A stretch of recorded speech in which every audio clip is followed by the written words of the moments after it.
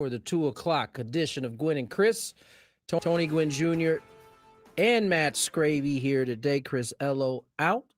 And we'll take you on a nice long ride today as we cover some sports.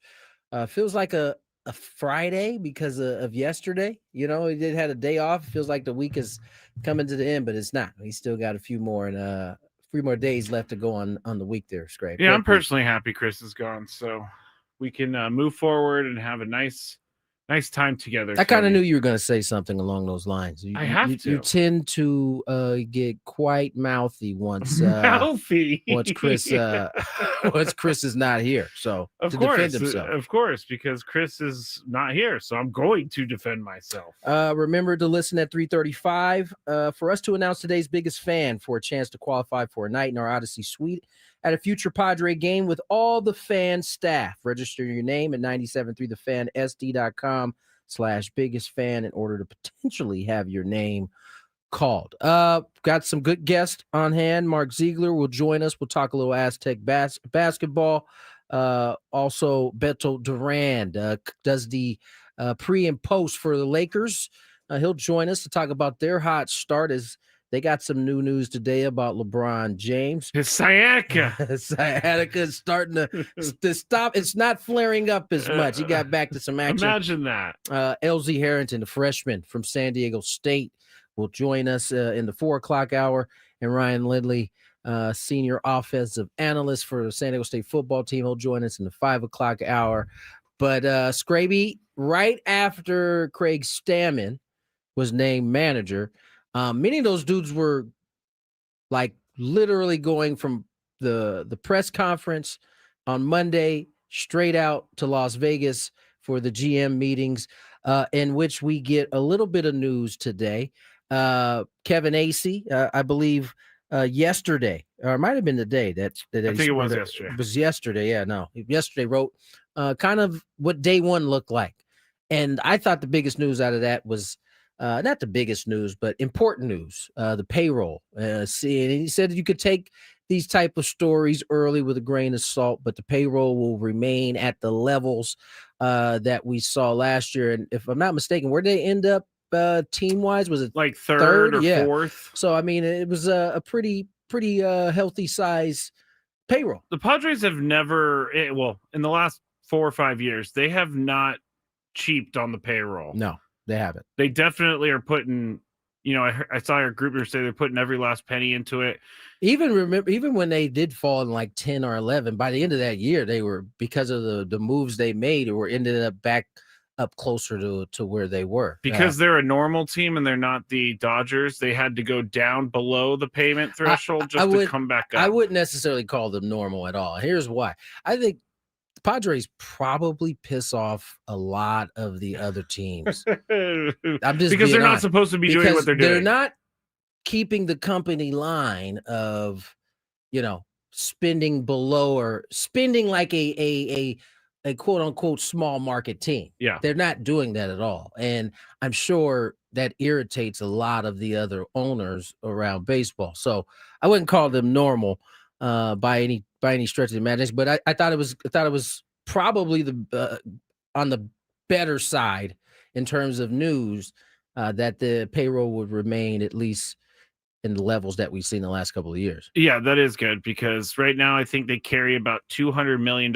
just as is of payroll, so that gives them another 100 or so. They got to find a lot of starting pitching. Now, the bad news in this article from Kevin Acee seemed to insinuate, or at least point to, the fact that both of the starters that have elected for free agent, one elected for free agent, one was a free agent, very well could be gone. I'm getting more and more used to the idea. I that's the take I took. They both had qualifying offers given to them. They both are expected to turn those qualifying offers down, in which the Padres would get some picks, I think somewhere between the 4th and the 5th round. But that might be news for some Padre fans, if it is indeed true. Yes, it's going to be news, but is it?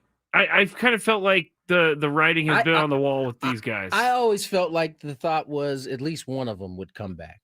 and it seemed more like King as the projected prices started to kind of surface. It seemed more like King. And so reading that article yesterday from Kevin Acey would indicate, and again, take it with a grain of salt, it's early. No one knows exactly how this is going to unfold, but it would seem that those two guys may not be back as Padres. Yeah, and it's sad for me for a couple of reasons, because Michael King, we had so much hype and feel good around him last year. Obviously, he was injured for most of the year, couldn't get much out of him. And Dylan Cease, I think I'm more convinced than ever we're going to miss Dylan Cease more than Michael King, just in the fact that he makes every start, strikes out a lot of guys. Sure, he was frustrating this year, but there's something to be said about a guy who could strike out over 200 batters and make every start. I agree with that. But I will say this. I don't know that Dylan comes off as the like dog type. You know what I'm saying? Yeah. Like that dude who in the biggest moments is just you're just gonna see him rise to that occasion. Yeah. I think Dylan is the most consistent probably guy on the market in terms of taking the ball every fifth day. It's almost what you're paying for at this point. And when you especially when you're talking long term, right? I mean, you want to know that a guy is, I mean, you ultimately want everybody to perform, right? Every year you want them to be good. But on the years that they're not going to be at their best, can you still rely on them to come take the baseball and not put the rest of your team, your rest of your pitching staff in jeopardy because you're not out there and they're depending? And he definitely brings that. So there's certainly some value to that. The other kind of news that has come out of at least the first day of GM meetings, seems like AJ Preller is inclined to want to have Luis Ariz back. And I'm sure that rankles quite a few people out there. I don't think it will rankle them. For whatever reason, we just attached the $14 million to Luis last year, which honestly didn't make a big difference. But if the price tag is, I guess if the price tag is right, which I know you've said before, who cares, about the price tag? Or no, Chris has said before, who cares about the price tag as a fan? But it does take away the ability to sign other guys if he's making too much money. Anyway, either way, I think if he comes back and he can be a 290 hitter, but he makes a little bit less money, I think they'll be fine. The interesting part, though, is where is he going to play? Because it can't be first base. I mean, not if you are intending on. I mean, I guess you could find a way to make him find a power bat DH, but I mean, you're limiting yourself, right? If you're not being able to pick from a first base and a DH pool, some of it will kind of intertwine, some of it won't. So yeah, I don't know. I guess if you want to move him somewhere, saw him play a little second base there at the end of the season there, which I've been thinking a little bit lately. But then that kind of creates an issue with Jake. I know, and we're hearing all these things at the GM meetings about Fernando. We'll get to that later. Might be on the trade block. I don't believe that one bit. But maybe guys like Jake Cronenworth. I mean, I don't want to put their names out there, but he does play second base, and he's got an affordable contract that can be moved. And that's the argument about Fernando, is that his contract can be moved. But I do know the Padres really value Jake Cronenworth, and so I don't know if they would be willing to go that direction. Yeah, there's also talk of, I think we kind of hit on this Monday, some of the arms possibly moving from bullpen to start in rotation. You've heard Morty Hone's name. You've heard Miller's name. David Morgan's a name that has kind of surfaced. I think one of the things that, I've kind of learned from having this conversation, because really AJ's had, and the Padres have had success moving guys from this spot.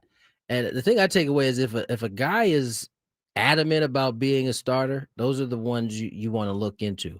If he's kind of like, whatever you guys need, those are the ones that sometimes you want to leave alone, right? Because it's a commitment to be a starter. You're doing things on a completely different workload.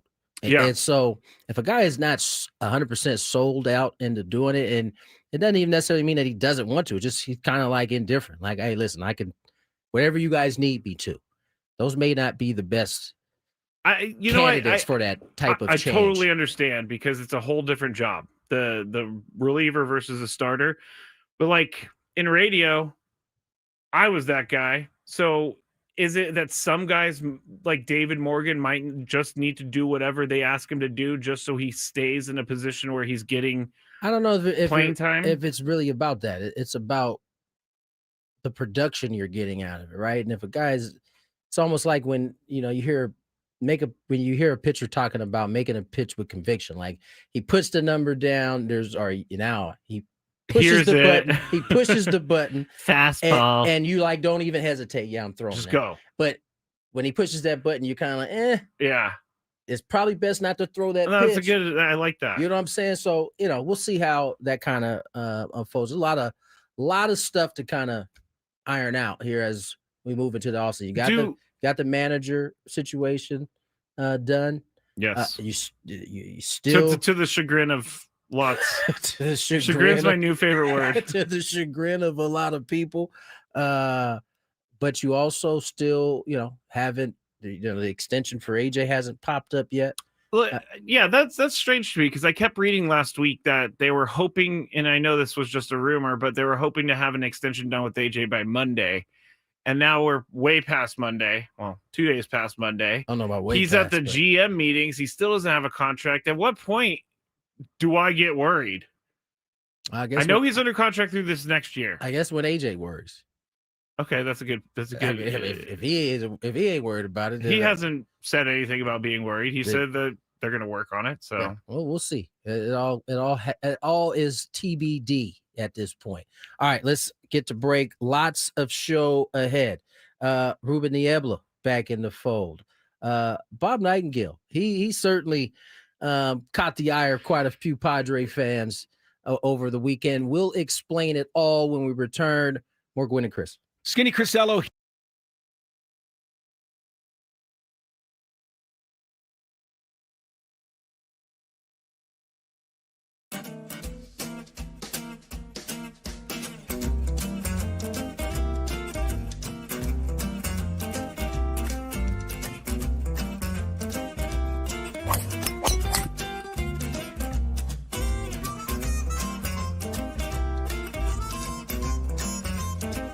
These things, it even tells you, hey, there's a canyon over here, don't hit it here. Skraby from about 45 feet. His caddy tells him to play it a little to the right. He's been playing well so far today. Fourth hole, nice smooth delivery. Hit it too hard.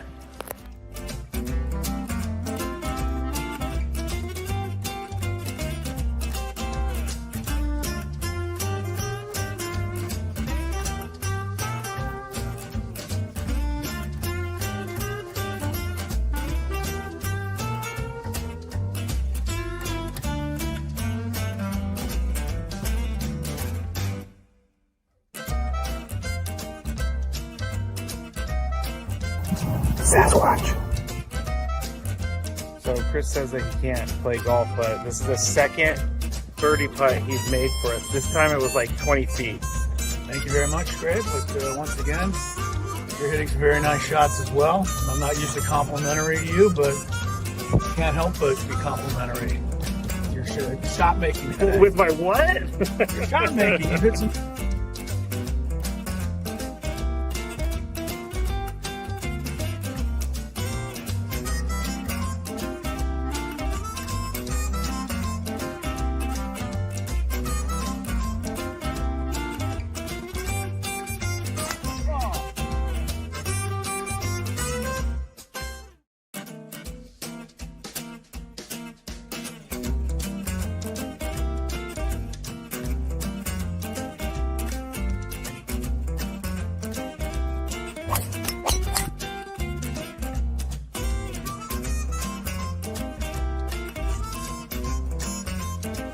These things, it even tells you, hey, there's a canyon over here, don't hit it here. Skraby from about 45 feet. His caddy tells him to play it a little to the right. He's been playing well so far today. Fourth hole, nice smooth delivery. Hit it too hard.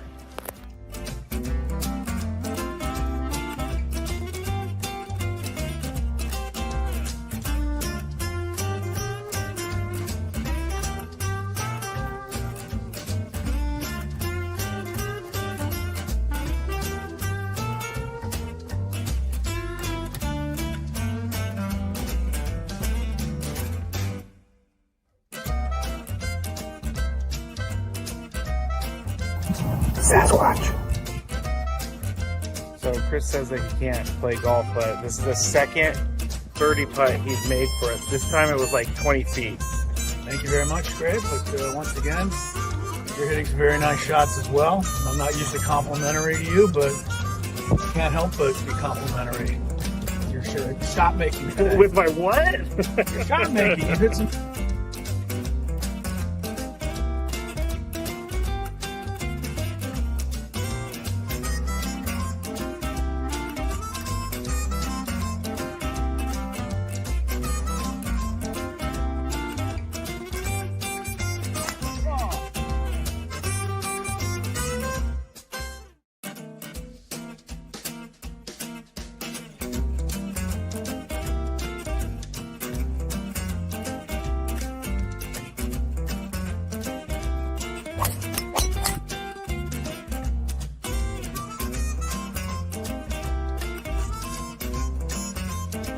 These things. It even tells you, hey, there's a canyon over here. Don't hit it here. Skraby from about 45 feet. His caddy tells him to play it a little to the right. He's been playing well so far today. Fourth hole. Nice smooth delivery. Hit it too hard.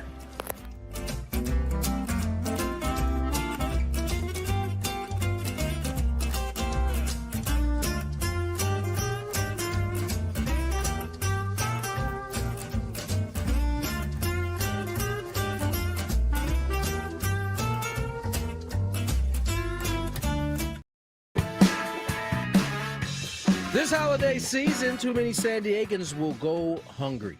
Join 97.3 The Fan and support the San Diego Food Bank. Donate food directly online through Odyssey San Diego Food Fund, where every donation helps feed local families. Go to 973thefansd.com/food fund and give today. Tony Gwynn Jr., Matt Skraby, Chris Ello out. Going to go back to some of the news today in terms of AJ. I mean, getting right to it. The top priority is the starting rotation. I'll get to that in a sec. Today, the National League and American League Cy Young Award will be handed out to one of three guys in each league. Well, we already know Paul Skeens is going to win. Skraby is convinced that Paul Skeens is going to win. I mean, we have the MLB network on, and we were trying to figure out for the life of us why they were showing a September 4th game with the Pittsburgh Pirates and the Los Angeles Dodgers. And the Pirates are 5-0. Right. The Dodgers are losing, and I'm like, yo, what is this about? And I was like, it's Cy Young Award today? Is this possibly why? It is indeed. Cy Young will be announced today, I think around 4 o'clock. You know, they're piecemealing this out to us. I know. I'm so over it. The last 2 days, we've had different awards. We had the Rookie of the Year. Yesterday was Manager of the Year, which was a repeat in both leagues, back to back. I'm surprised Vogt got it. Over who was in the Schneider was in that one. Yeah, I felt like he should have won because his team was first place mainly the entire year, never really dipped, made it all the way to the World Series. I'm not sure why Vogt, because he has a lesser team. Let's be real. His payroll is certainly, he's working with a little bit less. He's definitely working with less. I mean, but he still has one of like the most underrated players, Jose Ramirez, in baseball on his team. But yeah, I'm a little bummed for John Schneider on that one. Yeah, I thought Schneider might win it, but again, we also have the fact that they went on a World Series run in the back of our head. This was already voted on right at the end of the season. So kudos to Vogt. And then Pat Murphy goes back to back as well. Again, another smaller payroll type team that got as far as they could go. With that smaller payroll type team, they got steamrolled by the Dodgers. Yeah, they did. Like it wasn't even close. The Rookie of the Year, Nick Kurtz, probably deserved to win that for the A's. That was Monday, right? Yeah, Monday, and Drake Baldwin for the Braves. We saw Drake Baldwin that opening day last year. He got to start. He started the first 3 games. I think he came out as I think Darno got healthy. Mm-hmm. Not Darno. Sean Murphy. Sean Murphy. Sean Murphy, as he got healthy, and then eventually kind of took the job back. He did. As he went on to win Rookie of the Year. All right, back to the Padres. Pitching being at the top of top priority for the Padres. Kevin Acee writes that they certainly most likely won't be shopping at the top of the market. So what does this starting pitching market look like, Skraby? It's, there's some, it's not the greatest market in the world. You don't think it's a lot of people think this is a very deep starting pitching market. Well, if you're looking for, when you're looking for the big names, a lot of the big names are already off the board. That's why this is supposedly a deep thing. So if you're willing, you can find value for sure. Okay. And give us some names. I'm trying. My stupid thing is dying got on slow me. Right as we got on air and you needed this information. It's really unfortunate because I had it ready to go. The infamous had it ready to go. All right. Here. Oh, up. All right. Here we go. Let's go to the starting pitchers again because I had to refresh. I mean, you got Jordan Montgomery. Yeah, Nick Martinez, we know him. Chris Bassett, Lucas Giolito. Here's Framber Valdez, but he's gonna cost a lot of money. Miles Michaelis, Max Scherzer, Justin Verlander, Alex Cobb, John Gray. We know about Gallen and Cease, Imanaga, Ranger Suarez, Tyler Mahle. Like once you get away from the big names, it's kind of a drop off. Like you were talking about Merrill Kelly. I mean, he would be a great, third, fourth pitcher for the team? I mean, they're looking for 2 starters, it sounds like. So I mean, you can find some value there. Give me some of those earlier names you gave. Bassett, Giolito. I mean, Bassett's intriguing. He did a pretty good job out of the bullpen. He was a starter most of the year. They only moved him to bullpen for the playoffs. What about Scherzer? He's two up there. I mean, you love a bulldog like that, but how many starts are you going to get out of him? You already are kind of, honestly, you already kind of have a guy like that on the team. You got some depth issues as is. I don't know if that's the safest way to spend your money on that one. I don't trust Lucas Giolito at all. No trust for Lucas, huh? No trust for Lucas. Miles Michaelis. 37 years old. There's a lot of older pitchers, which isn't a bad thing, but we already know that Clayton Kershaw is going to retire. Jose Quintana, maybe that's something right there. He did well for the Brewers. Martin Perez, we want to bring him back. He was with the White Sox last year. Adrian Hauser's also. I mean, Brandon Woodruff, Eric Fetty. He could be an interesting one as well. Woodruff, he's coming. He had to be shut down during the postseason. His shoulder popped up on him again. So, German Marquez. German Marquez struggled big time this year, but he's only 31 years old. He's got good stuff. So you start to get the drift, right? I mean, at the top, there is a drop off from the Frombers, the Ranger Suarez's, the Dylan Ceases, the Michael Kings of the world. Then you probably got the next tier underneath that. And those are a lot of the names that you just mentioned. Which I would think last year, if we're naming this, Nick Pivetta would be on the lesser name tier. I don't think we would consider him to be the guy. That's a fair point. It's a fair point. So the Padres were able to pluck him out of there late in the spring training or late in the offseason. I think they're good. AJ's really good at one thing, and that's finding value and finding talent. So I'm going to trust him. Yeah, no, I think that's something in which he does well. But you also have to keep in mind they only have about $100 million for everything that they need for the rest of the year. I'm just saying $100 million because they're already at 200. Last year they spent around 300, so I'm gonna say 300. Like they have to maximize that $100 million because they're not going to be able to move any contracts. Now, they're not trading Fernando Tatis Jr. Now, mind you, you're breaking that up.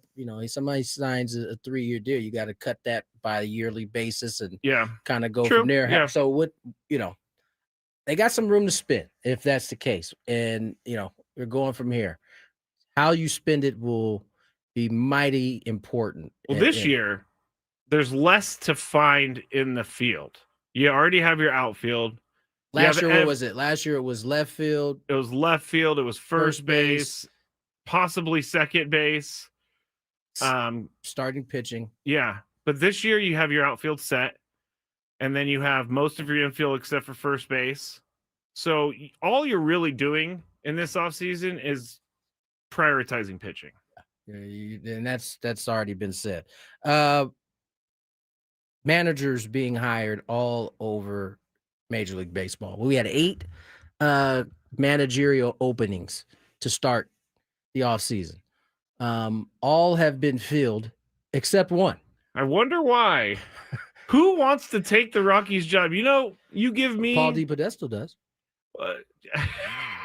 Yes, he does. And I found some really funny jokes out there. Albert Breer, do you know who he is? I think I've heard. He's an NFL writer. He quote tweeted the announcement of him going to the Rockies. He said, "Does that mean you're going to move to Denver?" Apparently, Paul DePodesta was doing his GMing from San Diego. Yeah, no, I heard that. To Cleveland. I heard that. How do you do that? How do you be a GM and you're not there on a day-to-day basis? So we're still waiting for a manager to be named for the managerial job in Colorado. They're gonna be like, Chris Bryant, you are injured and you're making a lot of money. You're gonna step in as manager too. That being said, a lot of new managers, no major league experience manager, and I think that's important distinction. No managerial experience at the major league level. Correct. All but one has had managerial experience in a professional realm in terms of minor leagues, kind of cut their teeth that way. Yeah. With the exception of one. And I think that one might have caught the ire of Joe Maddon. You think? He had some words. Skraby, you have those words? He was on with KMBR in San Francisco talking about Tony Vitello, who's the man who doesn't have any major league experience or professional experience here, but he's a prince. Remember, Tony? According to the article, here's Joe Maddon with KNBR. Yes. But quite frankly, I'm using the word insulting only from the perspective that it appears as though you don't have to have any kind of experience on a professional level to do this job anymore. Because when I was coming up, you had to have all that. You had to go through the minor leagues. You had to ride your buses. I was a scout. I started in 1981. I finally got a managerial job in 2006. I mean, there was a rite of passage, a method to get to that point. So to think that somebody could just jump in there and do what you took 20 some years, it is kind of insulting. Now, having said that, the next part is I wish him nothing but the best, because I watched videos of the guy and I could actually understand why it's perceived that he's ready to do something like this. So I guess the overarching point is, in today's world, prerequisites to get jobs of this caliber, even jobs like a mere job of New York City now, it doesn't require the years of experience that you may have had to have gone through in the past. I've listened to this, so I forgot that he dropped in the New York City mayor job. He just dropped a little politics in there. Little jab there, I guess, of some sort. I completely understand where he's coming from, because as a guy in radio who didn't get to the mic until I mastered all of the stuff that no one wants to do around the building, I would feel some type of way if someone came in, sat down in the chair and was like, hey, I'm on the mic now. Be like, what was the last 9 years of my career? Was that just for me to waste time? I don't know. I can understand why he feels that way. Yeah, no, I think a lot of people can understand. I'll give you my thoughts at 3:00 on this. We got to wrap this particular segment up because Mark Ziegler is going to join us next. Talk a little Aztec basketball. I believe they're off this week. Back on the court next week, I believe. So boys are taking a little break. We'll have Ziegler on to talk a little bit about where this team is at through the first couple of games of the season. Lots of Gwynn and Chris on the way. The biggest guest.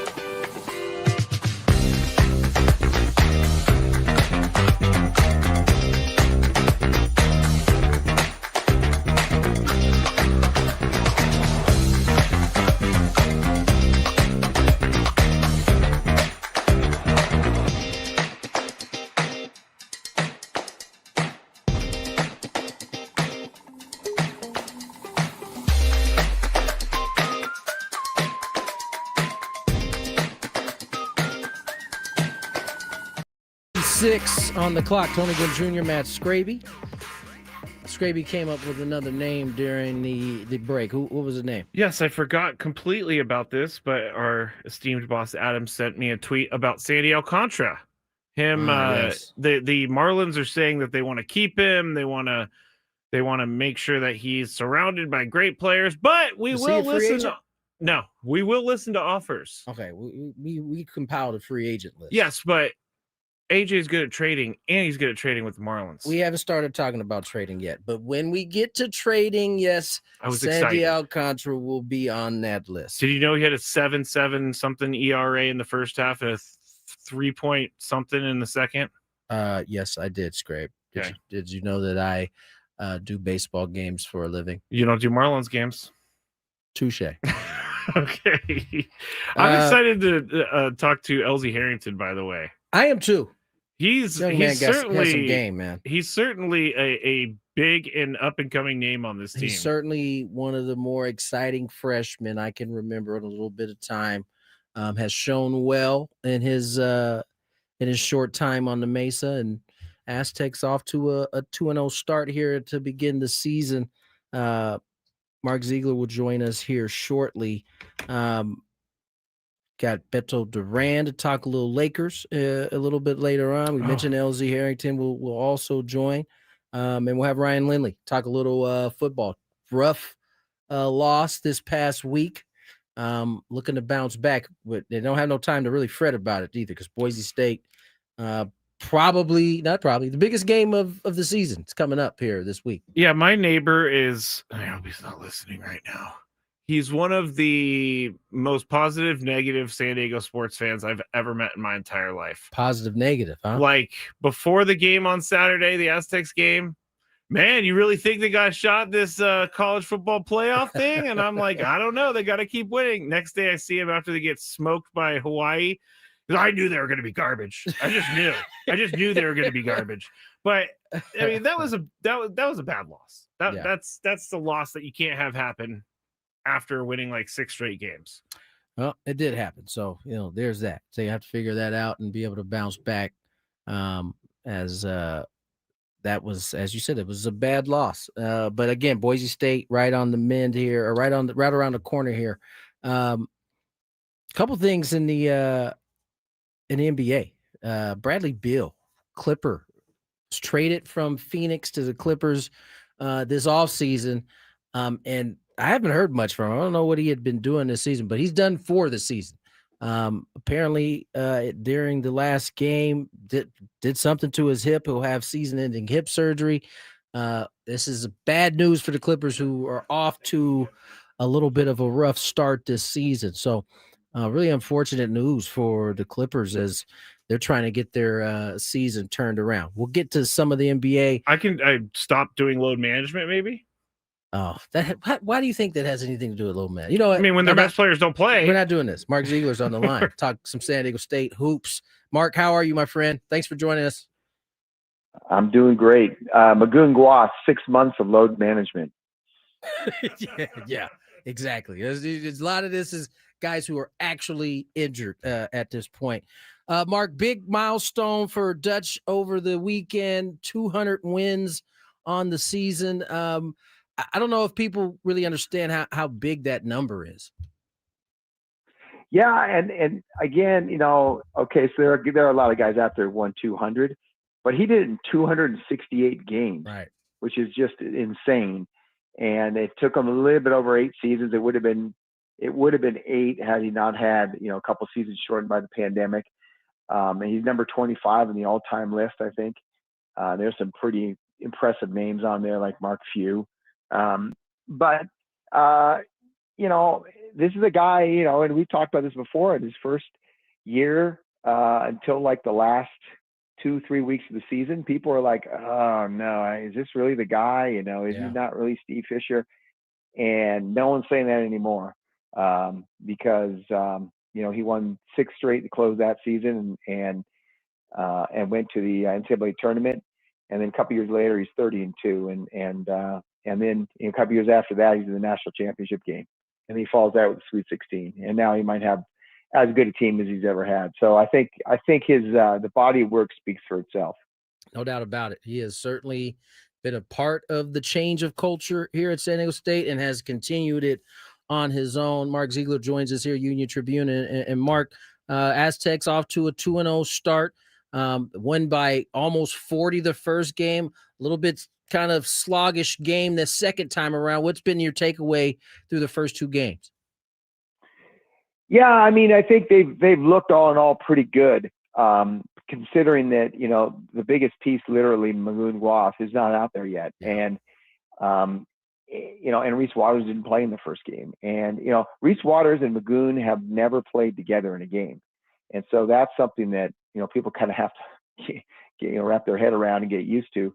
But I think they're really right on schedule. Their practices, their arc of improvement at this time of year is so far ahead of last year and ahead of a lot of years that I think if they keep improving, you know, their starting point was so high that they're just going to keep going up. Their ceiling's going to be pretty high. So I think so far everything's on schedule. They're going to get a little bit tougher test now in Troy coming up here next week.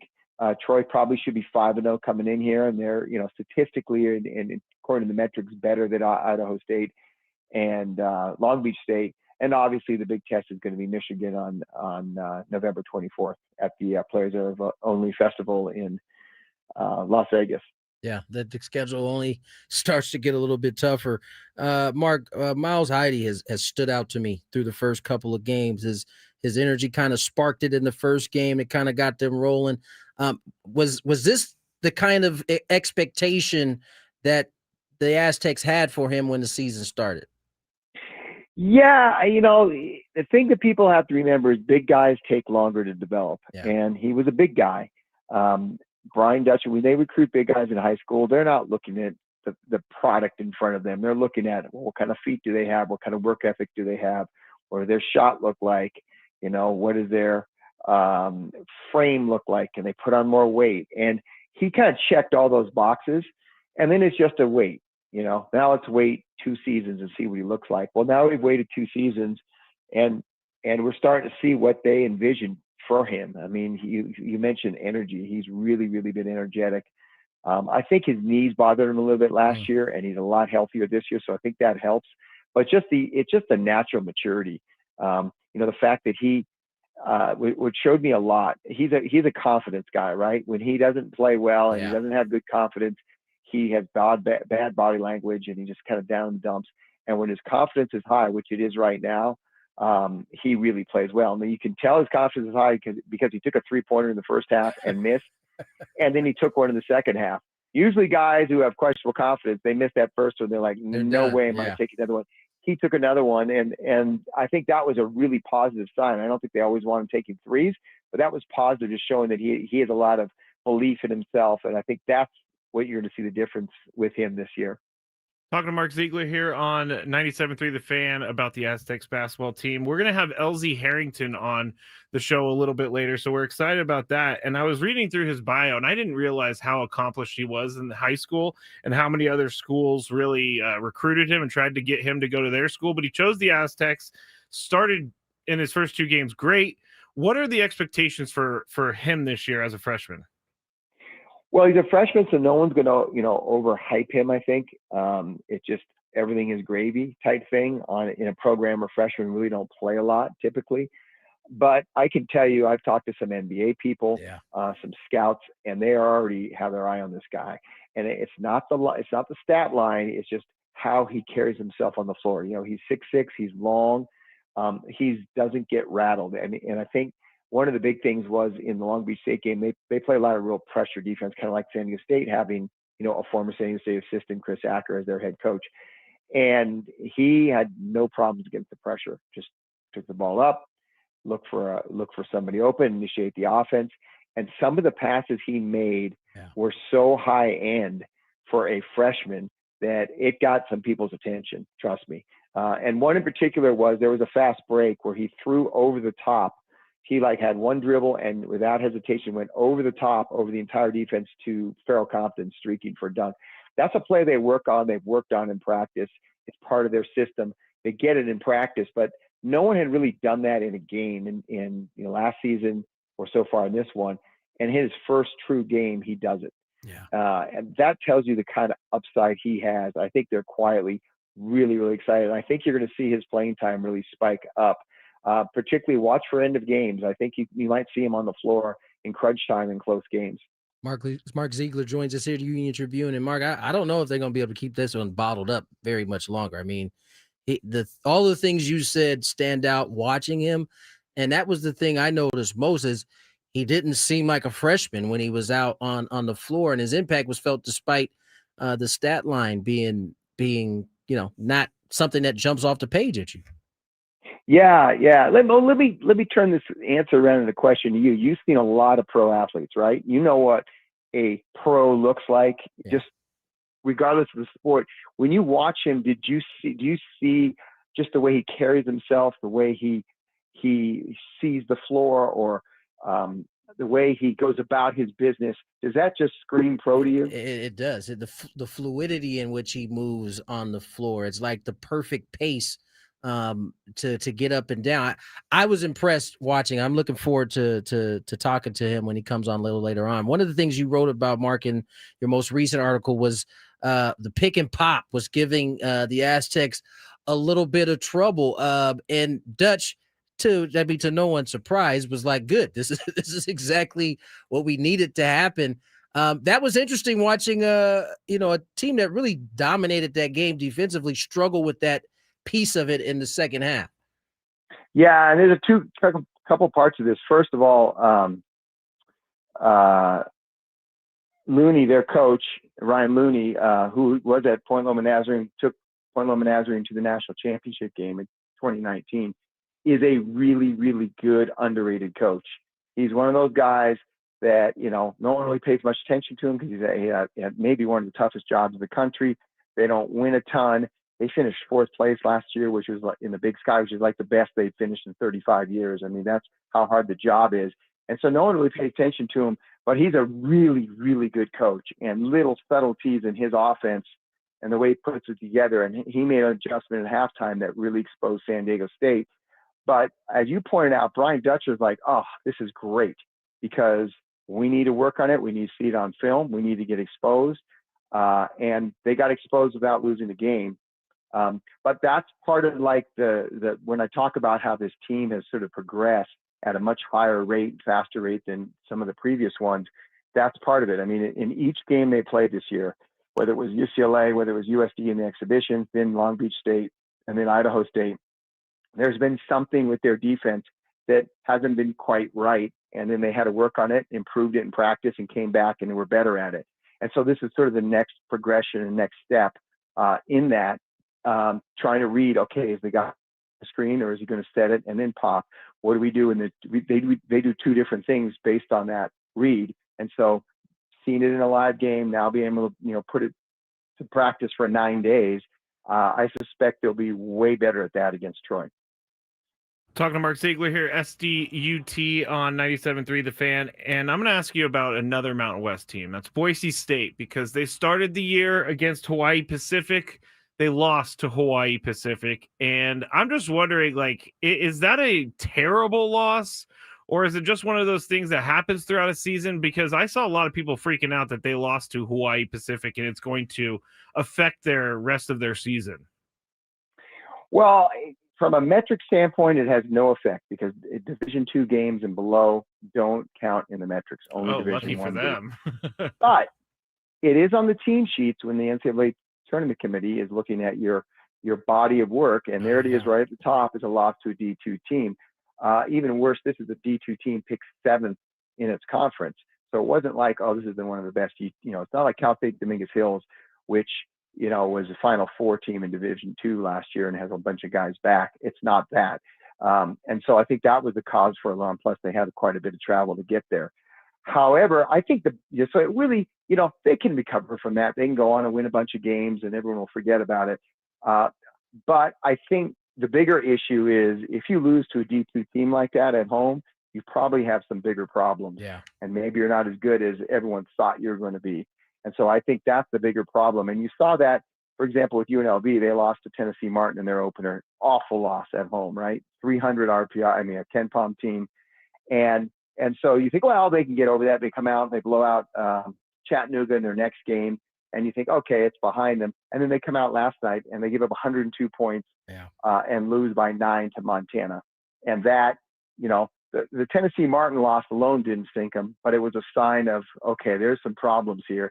And then it reared its head against Montana. Now you got 2 of those, and they're going to have to win the conference tournament to go to the NCAA tournament. And we were 3 games into the season. I think for other reasons is you just don't want the teams in your own conference to be losing those type of games. It only weakens what the conference looks like. Mark, last one for 100%. Me. You talked about the schedule getting tougher. Starting with Troy next week. And we had earlier talked about how deep this roster is. To this point, there's been no signs or reasons for Dutcher to look to trim this rotation. But as you start going through these games, at what point does a head coach start to reevaluate rotations and things of that nature? Well, I think you'll see it when they play Michigan if it's a close game, right? Okay. And they get into 8 minutes to go, and it's a 1 or 2 possession game. I think you'll really start to see who's playing well that day, but also who's been playing well in the last few weeks, and those guys be on the floor. I don't think you have to worry about. I don't think he's going to worry about feelings as much then. Right. But that said, it's 3 games, and likely you'll play 3 in 3 days. That's also true. Yeah. You could lose that first game and win the next 2 and really come out of that tournament looking pretty good, as opposed to throwing all your eggs in one basket, winning that first game, and then not being exhausted for the next 2 and losing those 2. So usually in these situations he will play a deeper roster, even if some of the guys aren't performing at the same level as the frontliners, just because he wants to get through the 3 days. Yeah. So I'm not sure that will be a really good gauge. I think the Arizona game will definitely be a good gauge because Gwynn should be fully up to speed by then. They'll have 10 games under their belt, and they should have a good sense of where everyone fits. Right now, it's really up in the air, and you have like we just talked about with Elsie. I mean, he's coming. I mean, He is really starting to improve. But then, whose minutes get trimmed? Is it going to be Taj DeGorville, the starting point guard? Is it going to be Sean Newman? Is it going to be B.J. Davis? You don't have enough minutes to go around, and Dutch has been very open about that. He goes, I don't have enough minutes. Someone's not going to be happy. The key to this team is going to be, do we pout or are we all in this together? Yeah, no doubt. Mark, as always, man, appreciate you coming on, spending some time with us. Yeah, my pleasure. I'll talk to you guys. Mark Ziegler, San Diego Union Tribune, joining us there. And don't forget, all guests on the 97.3 The Fan hotline join us via the David P. Shapiro Fan Hotline. David P. Shapiro, criminal defense attorneys, helping good people regain control of their future when charged with a crime since 2010. Visit davidpshapirolaw.com. Nice job. Thank you, sir. Always nice to hear from Mark. Aztecs off to a good start. Things get a little tougher. Troy next week. Then you roll into that big payday tournament, Players Air Festival, Michigan, Oregon. And if you win those 2, you're going to play somebody else good. So it does make me get excited about when they're playing teams like that. Yeah, for sure. You definitely get your popcorn ready and plan that day out so you can sit and watch. 3 o'clock hour on the way, little daily gambit. And I'll give you my thoughts. What was that I was giving you my thoughts on? With the manager thoughts. Yeah. I even wrote, see, we're trying, Tony. We're trying. Oh, you get it all on the other side. More Gwynn and Chris. All right, it's time for the Beaver Nuggets. So the story is somehow Buc-ee's got brought up. I think Frank brought it up. Yes. And it's a rest stop / mall / entertainment zone, super center. And someone said on the chat yesterday that they have 100. They went to one with 100 gas pumps, which is a lot, I guess. But while we were talking about this, Sam Levitt was in New York listening, and he goes, "Put me on, put me on, put me on." And so we put him on, and he's talking about how much he loves Buc-ee's. And so we got into the conversation, and it ended up being about the Beaver Nuggets. And so I had to order them because I find the name Beaver Nuggets very gross. I find it gross. But we're going to go with this. It's kind of like a Cheeto / a corn pop. It's like a cheese doodle. A cheese doodle.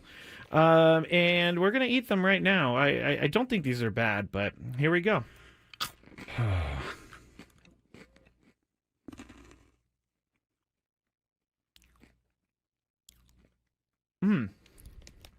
I like it. It tastes like a corn pop. I was just saying it tastes like a waffle, really. It does kind of taste like a waffle. You know what? I'm in. These are good. Yeah, I'm not. You want another one? No, I don't want another one. But yeah, I mean, it tastes like a waffle, like a waffle with syrup on it. It's pretty good. I gotta say. I'm not hating these at all. Actually, they're very good. I like this. The waffle is a perfect explanation. If you've ever had, I'm sorry, I'm talking on the microphone with food in my mouth. But if you've ever had a, what is it? A Lay's potato chip that's waffle flavor. It's kind of like that. Sad Fryer says, are they cheesy? No, they're not cheesy at all, actually. They're sweet. No, it's like a hard waffle with syrup on it. With dried encrusted syrup on it. Now, I don't exactly know what the puff is. It could be just fake something. Most likely. I mean, it's like caramel a little bit too. All right, I gotta stop eating these because I will eat the whole bag. I love these things. I'm gonna leave them here though because I will eat this if I go home. It's just gonna be a bunch of beaver nuggets in my bed as I sleepwalk or something like that. All right, it's time for the beaver nuggets. So the story is somehow Buc-ee's got brought up. I think Frank brought it up. Yes. And it's a rest stop / mall / entertainment zone, super center. And someone said on the chat yesterday that they have like 100. They went to one with like 100 gas pumps, which is a lot, I guess. But while we were talking about this, Sam Levitt was in New York listening, and he goes, put me on. And so we put him on, and he's talking about how much he loves Buc-ee's. And so we got into the conversation, and it ended up being about the beaver nuggets. And so I had to order them because I find the name beaver nuggets very gross. I find it gross. But we're going to go with this. It's kind of like a Cheeto / a corn pop. It's like a cheese doodle. A cheese doodle. And we're going to eat them right now. I don't think these are bad, but here we go.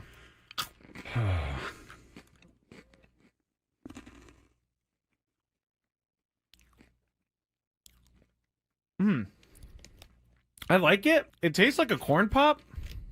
I was just saying it tastes like a waffle, really. It does kind of taste like a waffle. You know what? I'm in. These are good. Yeah, I'm not. You want another one? No, I don't want another one. But yeah, I mean, it tastes like a waffle, like a waffle with syrup on it. It's pretty good. I gotta say. I'm not hating these at all. Actually, they're very good. I like this. The waffle is a perfect explanation. If you've ever had, I'm sorry, I'm talking on the microphone with food in my mouth. But if you've ever had a what is it? A Lay's potato chip that's waffle flavor. It's kind of like that. Sad Fryer says, are they cheesy? No, they're not cheesy at all, actually. They're sweet. No, it's like a hard waffle with syrup on it. With dried encrusted syrup on it. Now, I don't exactly know what the puff is. It could be just fake something. Most likely. I mean, it's like caramel a little bit too. All right, I gotta stop eating these because I will eat the whole bag. I love these things. I'm gonna leave them here though because I will eat this if I go home. It's just gonna be a bunch of beaver nuggets in my bed as I sleepwalk or something like that. All right, it's time for the beaver nuggets. So the story is somehow Buc-ee's got brought up. I think Frank brought it up. Yes. And it's a rest stop / mall / entertainment zone, super center. And someone's. We are indeed ready to go. 3 o'clock on the dial. Tony Gwynn Jr., Chris Ello, Matt Skraby. Shout out to all of the young high school athletes today. I don't even know if they call it National Letter of Intent Day, but This is the day where they make it official that they're going to the schools that they're going to pursue their collegiate careers. Today is the official day. So shout out to all of the young men and young ladies, young women out there, including my daughter, Michaela, who officially became a Lope today. Yeah, it's really funny when people in the chat are like, what's with the Grand Canyon shirt? Yeah. Well, his daughter's going there. That's right. That's right. And a lot of times I don't have that many shirts to be rocking. So it's just. You have more shirts than Chris and I combined. Well, that's not the right type of shirts to be in here for a studio show for 4 hours. I want to be comfortable. I could come in here with a collar button-up joint every day, but I do that for 150 games. So you know what? Tomorrow you should wear your 97.3 button-up. I don't even know if I own that. Yes, anymore. It's somewhere in your closet. I think I gave it to Goodwill at this point. You gave it to Goodwill. Yeah, I wasn't going to wear it. So, you know. So there's some person walking around out there with a 97.3 shirt. I always wonder what Goodwill does with stuff like that. I would hope they give it to the people who need it. You know, I think they do, but like when it's a brand like that, I mean, they're not selling a 97.3 shirt. I don't think they are either. They should hand it off to someone. Oh, it's a nice shirt. It's a Nike shirt. It's got good embroidering on it. Might have even been Lulu. The one that you have? Might have been. See, you're on a different scale than Chris and I. I think I might have had that. Someone hooked that up for me. Probably. Nonetheless, I told you to give my thought on the manager thing because Joe seemed quite perturbed, and he tried to Joe Madden. He seemed quite perturbed, but he also tried to kind of like reel it back in a little bit and say, you know, he wished him best, which I'm sure he actually does. But I don't disagree with Joe that is how that's really how it's been in almost all walks of life. Skraby, you kind of mentioned it on the radio side. Yeah. It's been like that in all the sports, but there are some outliers that and, you know, I think people may kind of be asking themselves, well, a lot of these guys didn't have major league experience, but most of them had some, you know, minor league managerial experience, except for Vitello. Yeah, Vitello did not. He did not. But you know, I think there's room for some of these. It's a risk. Don't get it wrong. This is definitely a risk. A lot of the things that Joe Madden kind of insinuated are going to be other people are going to have that same thought in their mind before he even ever gets a chance to actually manage. But yeah, it ultimately, if he goes out and wins games, there will be a lot of people copying this move. I think moving forward. And I love it when people copy. I don't know if it's a lot, but a few will try. I love it when people copy because usually you can only find the one that's like this. Yeah, and you're not going to find another one of that. But if I'm a Padres fan, because I've been paying attention, if you'd like to go watch Tony's interview with Craig Stammen, it's on our YouTube at Gwynn and Chris SD. You can also go and watch the show on our YouTube, Gwynn and Chris SD. But the comments are, this guy has no experience. This guy has no experience. This guy has no experience. I'd much rather a guy who has no experience pitched in the major leagues for like 15 years than a guy who never even cracked the major leagues at all in Tony Vitello. It's a way bigger risk for me that what the Giants are doing than what Craig Stammen is doing, and the Padres are doing. But Craig Stammen has also said multiple times now he's going to lean on a lot of his coaching staff. What did he say? If this is the Craig Stammen show, we're all in trouble. Yeah, he did say that, which is good, which is funny. Yeah, I think that he is a smart enough guy to know that he can't do this on his own, and that's why they moved Ruben Niebla. He's an associate manager now, so Ben Fritz is going to take more of the pitching coach roles, and Ruben Niebla is still going to be involved with pitching, but he's also going to be more heavily involved with decision making. Do we know that? Is that it came out in AC's article? He said that he's not that Fritzy's going to be more. Let me get the language. More, yeah. I want to hear the exact language on this. Let's see. The Padres, blah blah blah. Niebla's new title and responsibilities will mean an expanded role for bullpen coach Ben Fritz, who recently received a 2-year contract extension. So maybe not. He's not becoming the pitching coach, but he's going to assume more roles. He's going to have a bigger role. Okay, that makes more sense. So to make sure we got that right. Ben Fritz, the manager? Exactly. All right, let's get to our daily gambit. Before we get into that, though, because I don't think we have a very big daily gambit.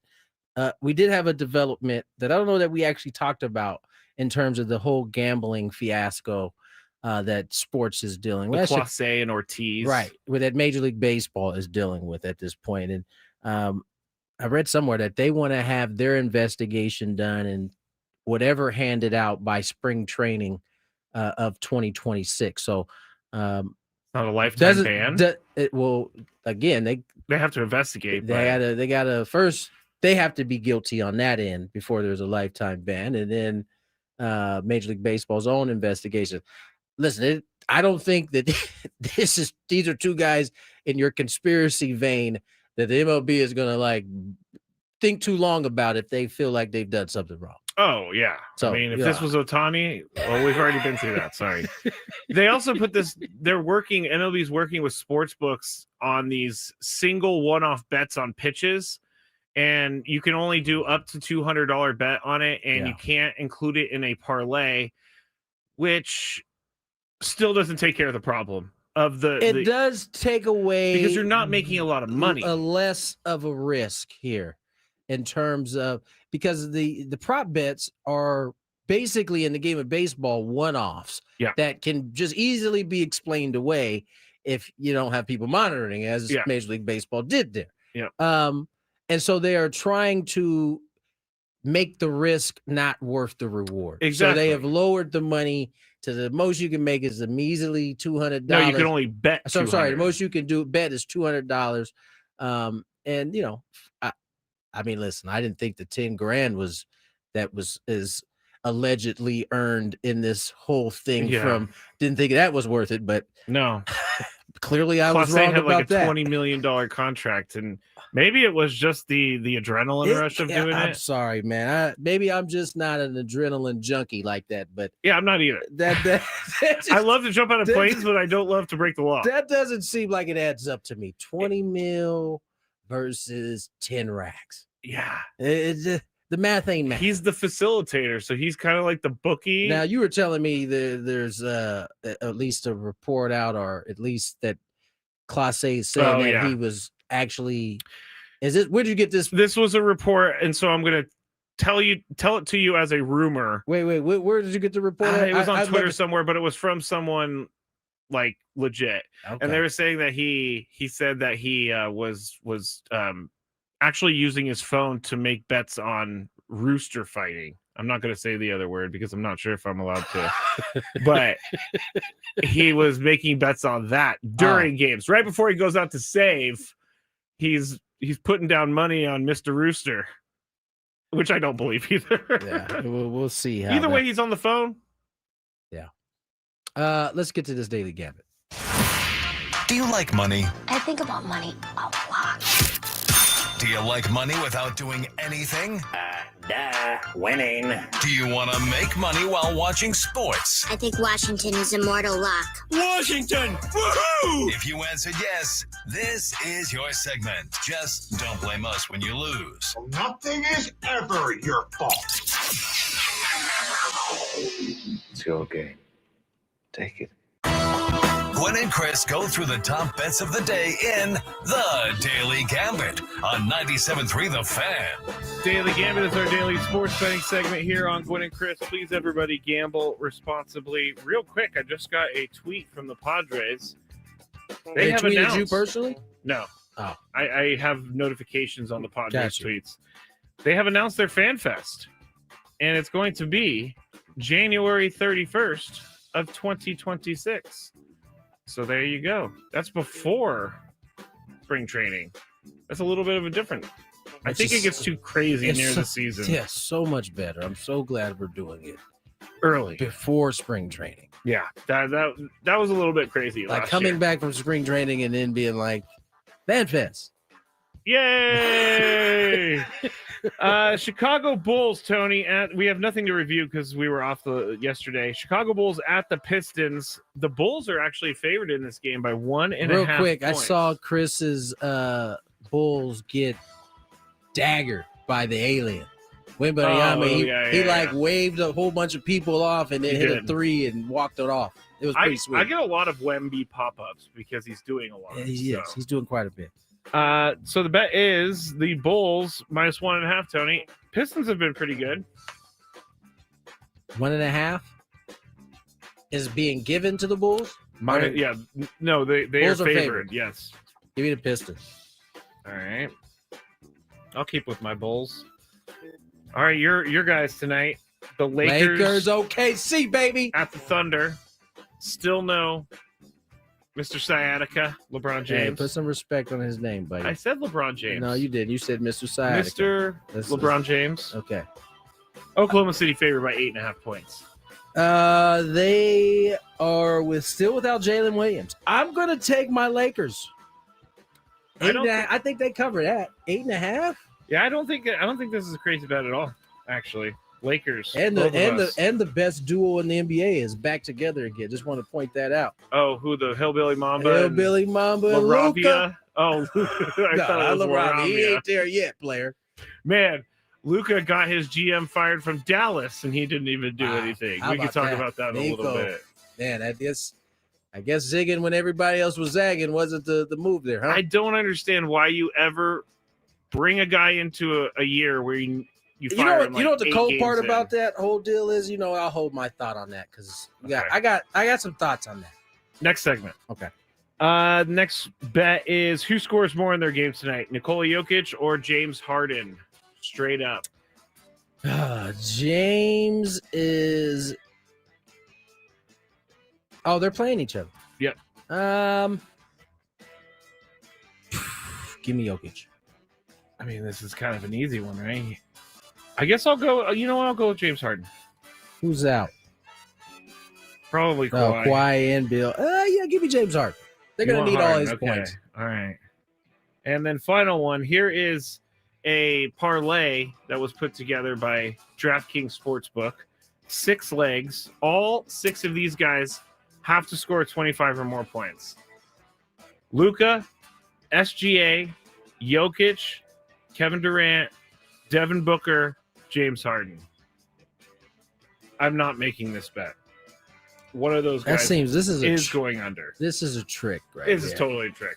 Because if you just mention those names solo and ask him, can he get 25? You pretty much The say answer is yes yes. about all of them. But to have all 6 get 25, I Give don't me know the names again. Luka, SGA, Yes. Jokic, Durant, Yes. Maybe, Booker, maybe Harden, maybe. Yeah, I'm gonna say no. Yeah, this one. And this is why parlays are dangerous. Yes, people. they are. That's a trick parlay right there. That is as all parlays diabolical. probably are. I know. I do parlays at least one a week. I put $10 down on a parlay on a legal betting app here in California. Do we need to keep going or we need to get out? We're gonna have to keep going at this point. Skraby. That's why I kept talking. All right. Anyway, parlays, I never win them. Don't try them. Was that our last bet too? That was our last bet. Of course it was. Why Real don't quick, you talk about- fantasy football. Yes. I'm having the worst injury season on the planet. Marvin Harrison Jr. Appendectomy. Right. Like just middle of the week. Where you at on that one, Mr. Harrison Sr.? Is he supposed to have an opinion on this too? I mean, he's always talking about how bad the offense is. Yeah, you're having a bad season. Is he lying though? Jacoby Brissett makes it look great. My guy Garrett Wilson comes back, bam. I don't even believe he was ever healthy. He had hyperextended his knee, and then he comes back and he's out for the next 4 weeks. Who else we got on the IR? Oh, I'm playing Chris this week. I just finished him off this past week. He's not here for me to gloat in his face about it. 5-5. Yeah, he got off to a great start, just like your boy. And then he has hit the skids, just like your boy. It's tough when he has someone like CJ Stroud as his quarterback. That's what he gets for talking about him for the previous 2 years, as bad as he was talking about him. Now he had to draft him, and his team is not doing what he wants to do. He also drafted Justin Fields. Also there you go. hasn't worked out for him. I'm 7-3, so I'm not gloating because I know this is where things I don't go know down. about the rest of y'all. When he said I'm 7-3, it kind of sounded like he was gloating, but maybe that was just my ears that heard that. Let's get to break. It's 3:16 before you carry us into we got to go to one. 18, remember? I thought it was 16. All right, go ahead. I got one more. On my friends league, I was doing really well, Tony. Like, I was leading the league, scoring a lot of points. Travis Hunter he's going to be out for the year after he got LCL surgery. Lamar Jackson was out a little bit. So I'm feeling the pain of your injury season this year. I got just Alvin Kamara is terrible. Garrett Wilson is terrible. I got no one, Tony. Oh, I lost Tucker Kraft to ACL injury. What was the running back for the Jets? Not the other Scatterboo. One. No, for Jets, not the Giants. Oh, Jets. Breece Hall. The other one that was backing him up. That was taking carries away from him. Oh, anyway, he got hurt. I know what you're talking about. He got hurt. Braylon Allen. Braylon Allen, missing him too. It's just been a rough week, a rough year in fantasy. I thought AJ Brown's comments were quite hilarious. Oh, I can't keep up with that guy. Speaking of fantasy, he basically said, if you have me on fantasy, get rid of me.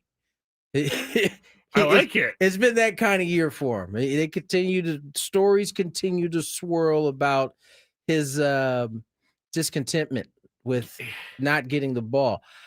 The funny thing is, when he's gotten the ball this year, they've lost. Mm. And when it's looked the way it's looked these other weeks where he's not getting the ball, they keep winning. That is really interesting. And it's quite the situation. They have no problem in getting the ball to Devontae Smith. It seems like he has target after target after target. For some reason, AJ Brown is either never open or Jalen Hurts doesn't throw it to him. Yeah, no, it's starting to become a little bit of. According to Sirianni, it's not a distraction, but at some point when this keeps popping up every week, it starts to become one at some point. Yeah, AJ Brown's going to start reading books on the sideline again. You might have to resort back to that. All right, let's get to break finally. We got another. We're going to talk about Nico Harrison on the other side. Man, I got some thoughts on this. Nico finally met his maker.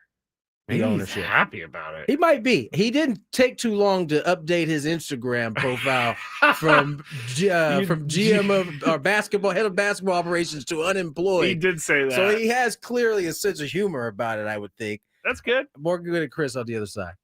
From the 855, get.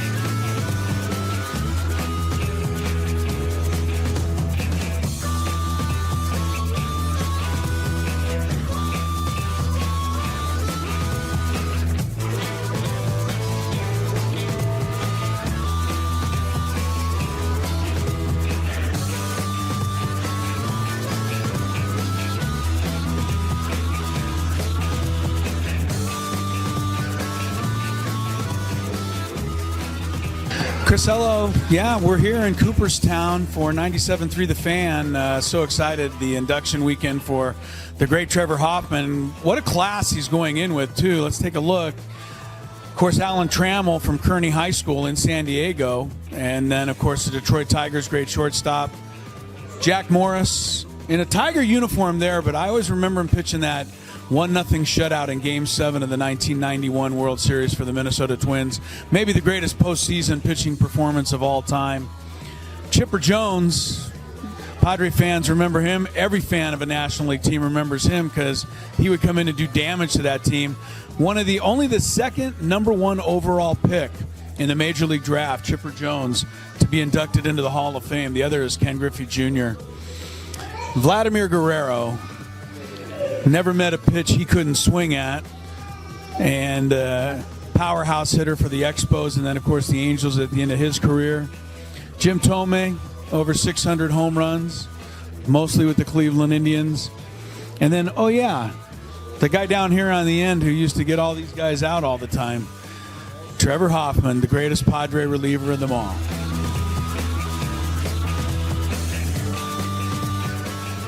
Two of the greatest outfielders in the history of baseball. Of course, you've got Babe Ruth right here. Ted Williams right over there. I was wondering who the third outfielder would be. And then, of course, it hit me.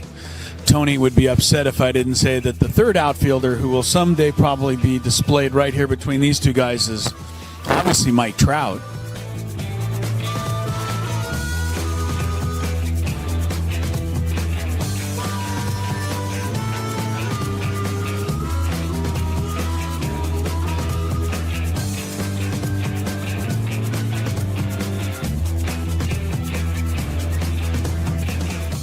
And this is the San Diego Padres locker room here in Cooperstown.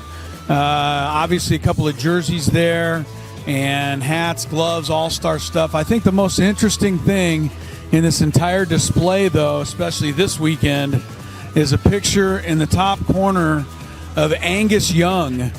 He's the guitarist for AC/DC, wearing a Trevor Hoffman uniform, obviously playing Hell's Bells. I know that Trevor went to many AC/DC concerts and was honored by sitting in the front row to watch AC/DC play Hell's Bells in his honor. But there's a picture of Angus Young playing Hell's Bells for Trevor Hoffman, wearing the 51 jersey right there.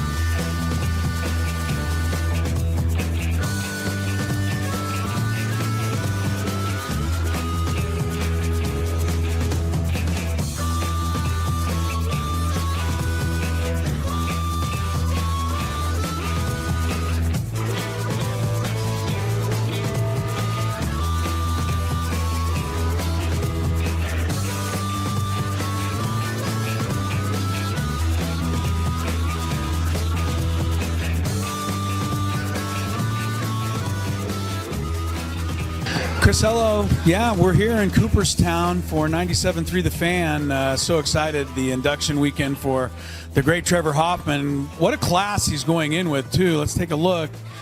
Of course, Alan Trammell from Kearney High School in San Diego. And then, of course, the Detroit Tigers' great shortstop, Jack Morris, in a Tiger uniform there, but I always remember him pitching that 1-0 shutout in Game 7 of the 1991 World Series for the Minnesota Twins. Maybe the greatest postseason pitching performance of all time. Chipper Jones, Padre fans remember him. Every fan of a National League team remembers him because he would come in and do damage to that team. Only the second #1 overall pick in the Major League Draft, Chipper Jones, to be inducted into the Hall of Fame. The other is Ken Griffey Jr. Vladimir Guerrero. Never met a pitch he couldn't swing at. And powerhouse hitter for Junior, Matt Skraby, Chris Zello, out. Lady Aztecs, I believe, playing today, if I'm not mistaken. Well, that's not where he is. No, he's not. He's at a wedding. Nonetheless, Nico, what's his name? Harrison? Nico Harrison? Nico Harrison. I almost called him Nico Collins earlier. He that's why I had to catch myself. He was finally let go by the Dallas Mavericks.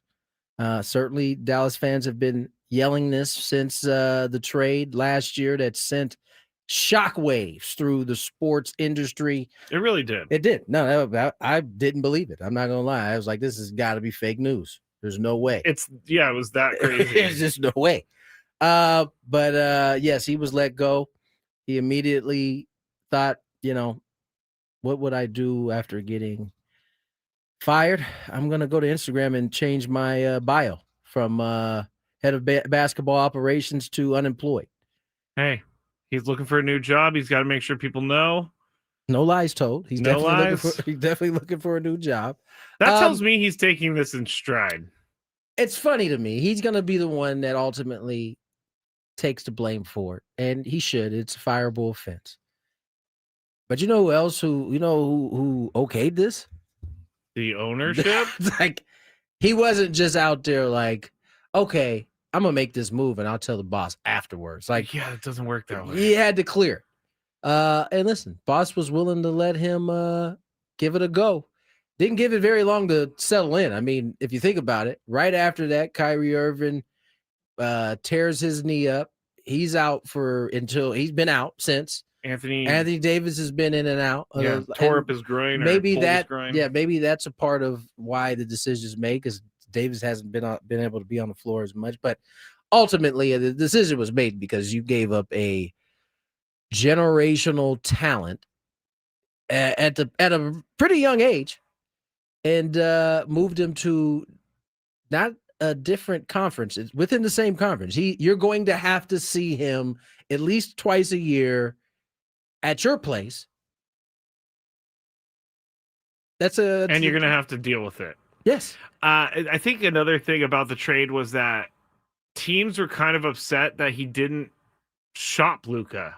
Well, because there are so many different teams that would have given him more. I'm saying for his job status. I mean, I don't know that the team's being upset about it matters. No. But I'm saying, like, for him, he could have got a better return. Yeah. But he didn't. I think this deal was doomed no matter who you got. Because you have to think, the guys that they would have gotten in a bigger deal would have been all talented guys who were on the up and coming. So the same irritation would have been there from the fans, because they would have still been waiting for, they were in an NBA Finals not that long ago. Yeah. And so no matter what, once you decided that you were moving Luka, no matter what you got back from him, unless it was going to be, I don't know who's a top tier. Unless it was going to be Anthony Edwards or somebody like that you're getting. I don't know that it would have mattered. Because it would have needed to be instant for the fan base to see. Oh, okay, I can see what you saw. But there's nothing about this deal that gave them that. No, all they remember is that Luka Doncic is not on the court as a Dallas Maverick. Yeah, who knows? Like, if Luka really wanted to get out of there, or if but it just did not work out for Nico. It didn't sound like Nico and his camp were on the same page. No, and then Luka shows up in the best shape of his life this year. Yeah, that's not. That guy got skinny, and he's like even better now. That's crazy. And the fact that they were making a big deal about his weight is another probably issue. I'll take his weight, Most of us would. Yeah. All right, let's get to break. When we return, good friend of mine, Bethel Duran, handles the pre and post for the Los Angeles Lakers. He'll join us next. We'll get caught up on some Lakerland. We're Gwynn and Chris. Thank you for listening to 97.3 The Fan. Be back shortly. I would be back shortly if the thing will click. See, I'm clicking. I have no idea what's happening. It's not playing any commercials right now. Well, this is just great, everybody. Let me see if I could try to start another one. All right. Well, this is awesome. On the air right now with no help, and there are no commercials to be played. Actually, you know what I'm going to do, everybody? You're getting a real live thing right here. This is real live Matt Skraby. I'm going to have to restart Wide Orbit real quick. So goodbye, Wide Orbit. It's not even closing. I'm going to text Adam, and I'm going to say, Adam, I tried to go to break and the commercials did not play, and the program won't shut down. Oh, you know what I'm going to do? I'm going to have to do some Control-Alt-Delete over here. Control-Alt-Delete. Okay, I got it. Task Manager. It's not coming up. There it goes. Task Manager came up, everybody. I have no idea. I'm way too generous with my stroke giving. Wait. I did not mean for that to happen. I did not. That sounds like a promo to me. Skraby's giving out strokes. I can't wait to hear that one. I'm going to laugh for a while on that one. Nate says, Skraby, maybe you should date her. You might be a generous stroke giver, but I don't think she really wants to leave her boyfriend for that. All right, that was good. That was good. In full disclosure, I'm reading this. Tony can't gather himself right now. That was a good one, Chris. That was a really good one. So I saw this at 7-Eleven, and I had to get it. It's called the One Chip Challenge. It was sitting there in the aisle, and I thought, why not? Because I am into spicy stuff. But this thing looks pretty hot. I'm not going to lie. It says a Reaper pepper and a scorpion pepper. It's also in the shape of a coffin, which doesn't make me very happy about that. It doesn't make me feel good. Oh, extreme heat, it says. I'm going to try a little bit first, just so I don't die, I guess. That's the thing I'm saying. This looks... I don't even know if I should be eating this. It looks like it has mold or something, but let's see how hot it is. Let's go. There's a little bit of spice there. It's going. Oh, man. This is hot. It's not that bad, though. I still have this side to go. It is getting hot. I'm not gonna lie. My mouth is like getting crazy. Now it's kicking in.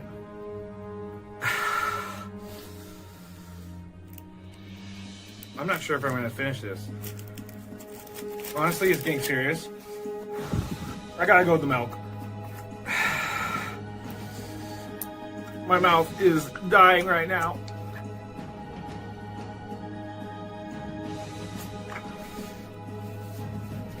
Yeah, this is not fun, guys.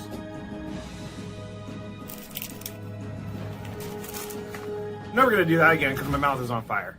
Thank you for listening to 97.3 The Fan. Be back shortly. I would be back shortly if the thing will click. See, I'm clicking. I'm clicking. I have no idea what's happening. It's not playing any commercials right now. Well, this is just great, everybody. Let me see if I could try to start another one. All right. Well, this is awesome. On the air right now with no help. And there are no commercials to be played. Actually, you know what I'm going to do, everybody? You're getting a real live thing right here. This is real live Matt Skraby.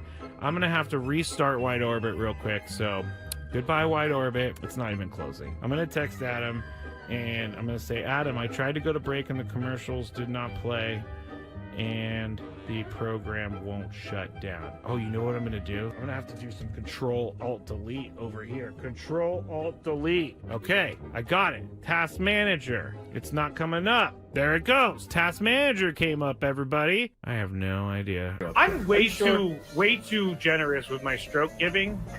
Never mind. Are you really? Never mind. Wait. I did not mean for that to happen. I did not. That sounds like a promo to me. Skraby's giving out strokes. I can't wait to hear that one. I'm gonna laugh for a while on that one. Nate says, Skraby, maybe you should date her. You might be a generous stroke giver, but I don't think she really wants to leave her boyfriend for that.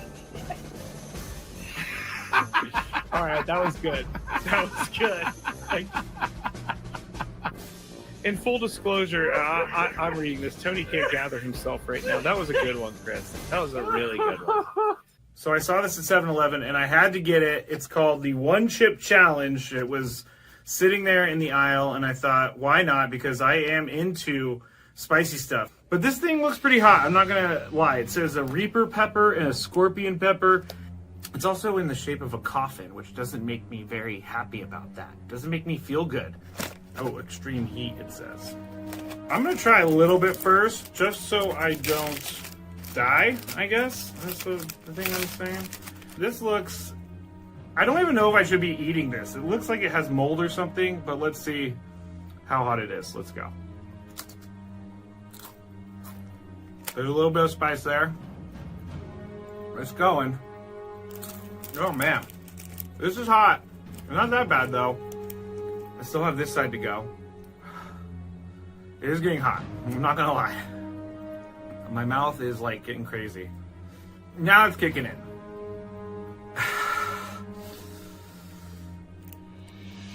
I'm not sure. If you love Mediterranean food, try Spiro's for authentic Mediterranean cuisine in Coronado or La Jolla. For dining or takeout options, visit spiroscuisine.com. Beto Duran will join us here shortly, talk a little Lakers hoops. They will take on OKC in what I believe is a doubleheader tonight on ESPN. Oh, not Prime? Not Prime. I have enjoyed I have enjoyed the prime coverage. Vince Carter did a kind of a breakdown last year, and it wasn't last year. It was of this year, and he was pleading with the guys he thought would kind of reinvigorate this dunk contest. And so he had like a list of like 10 guys, and he went through each of them, and he turned to the camera after each one of them was like basically begging them to come out and kind of revitalize the game. He was like, I don't want the guys who are the best dunkers.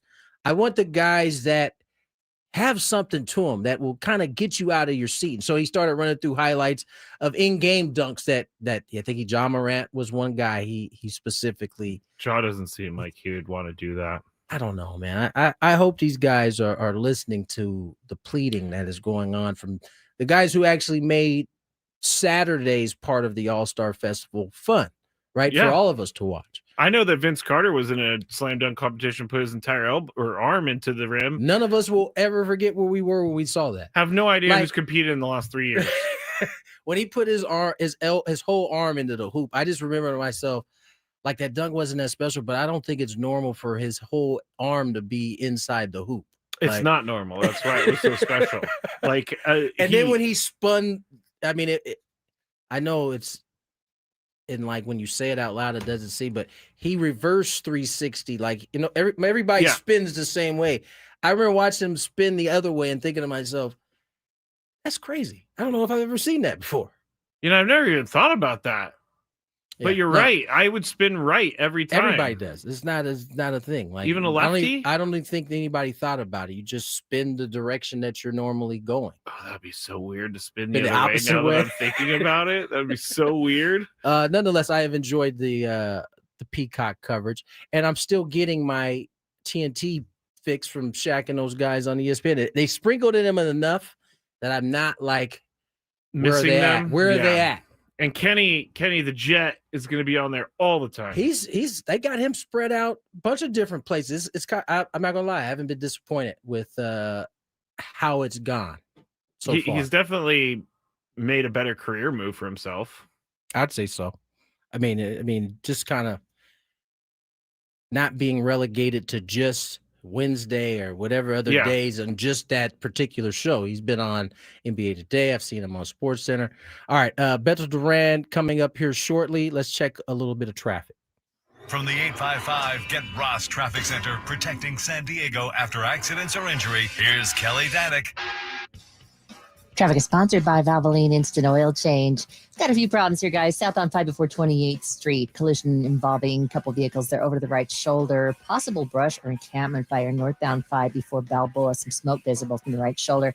We also have reports of a collision on the Via Rancho Parkway on-ramp to southbound 15. A message from Valvoline Instant Oil Change. You can't avoid holiday traffic or your relatives, but you can avoid car trouble. Swing by Valvoline Instant Oil Change before Thanksgiving. It's your 15-minute drive-through oil change. No appointment needed. Find your nearest location and grab money-saving coupons at SoCalOilChange.com. That's SoCalOilChange.com. I'm Kelly Danick with Gwynn and Chris, San Diego's #1 sports station, 97.3 The Fan. All right, my mic was still off there. Let's bring our guest on. My guy, Beto Duran, handles the Lakers pre and post on the radio. Beto, how are you, my friend? It's been a while. It's been way too long, but the text messages that we have after most of the Laker games, now that they've been quiet lately. No, there's been nothing to fuss about, if I'm being honest. Off to a good start. I don't know that many Laker fans saw it starting out this way. You had LeBron out. You had Luka in this new shape. We were wondering how that was going to happen. What was Austin Reeves going to look like as he gets ready to go into the big? And probably the biggest question mark for me was Ayton. Like, which one are we going to get? And so far, I must say, Beto, I've been pretty impressed with this Lakers squad. You should be. Are they as good as their record indicates? No, because they've had a blowout win and they also had a blowout loss. It's like it's kind of hard to gauge them a little bit, but they are doing well. They're better than I thought they would be right now. Just because you're trying to figure out how this team's going to gel. And the DeAndre Ayton one is exactly a big surprise for me. When he signed, I was on the air and I was like, man, this guy has the ability. Right. Because you know those frustrating athletes, the ones you're like, dude, God gave you everything. Do something with it, right? You're 7 foot. And then there's some days where he shows up last season and he would have 4 points and half of a rebound. And you're like, dude, he's a walking double-double. But he shut me up, and he's been playing much better basketball. A lot of that because he is not shooting any threes. He keeps his butt in the paint, and he understands his role. And you know this, Tony, when you're on bad teams, like you would be in Portland last year, where they're paying you to go away, and you're saying basically you're a bad influence around the young guys, you're going to have a little different attitude about yourself. But when he showed up at media day, and I hate sounding like this because Laker fans are so annoying when they say this, when they're like, well, whenever you put on purple and gold, you're going to change. And you're one of them. You are one of them, T. You know you are. You know you are. It's the culture. They're going to change. But DeAndre Ayton, I can tell, is completely different. Because when he would come to the arena last year with Portland, I kid you not, because I'm in the building so early, right? So he would go through the motions when he was working out with his coaches, like, all right, I did my warm-up was just enough, right? We're good. Now he's coming out super early, waiting his turn to work out with the coaches, and he's doing extra stuff. So his attitude is different. I want to see it be consistent for 20-something games, though. Year 2 for JJ Redick. And you know, the one thing I walked away impressed with JJ is he's not afraid to get in somebody's face. And we've already seen it a few times this year. What has he impressed early on in this season on this team? What is the focus for this staff and this team as they're still trying to figure out how this rotation is going to look consistently? And the rotation is going to be fluid every single game. You don't know who's going to be in there because of injuries or what they got right now. So they're trying to figure things out. You know what JJ is doing? He's holding guys accountable. Like there was a couple of games ago where he went off on Jackson Hayes. And they're winning by double digits, but that's what you need because Jackson Hayes isn't a player that you should be having late in the game because you can't trust him, right? He's good for 12 to 15 minutes, but his rotation was kind of loose about it, kind of whatever about it, and JJ called the timeout just to let him have it. And I like that, holding guys accountable. But he'll get into the face of Luka. He'll get in the face of other players, and JJ is, I think, finally comfortable as a coach to really be able to get after guys. Because in training camp, one of his things was he was pushing these guys like hard for conditioning. And Gabe Vincent even said, you know, the veteran, like, look, if we all hate you because you're making us run sprints, at least saw that. He's like, at least we're united against you, bro. So like we're good.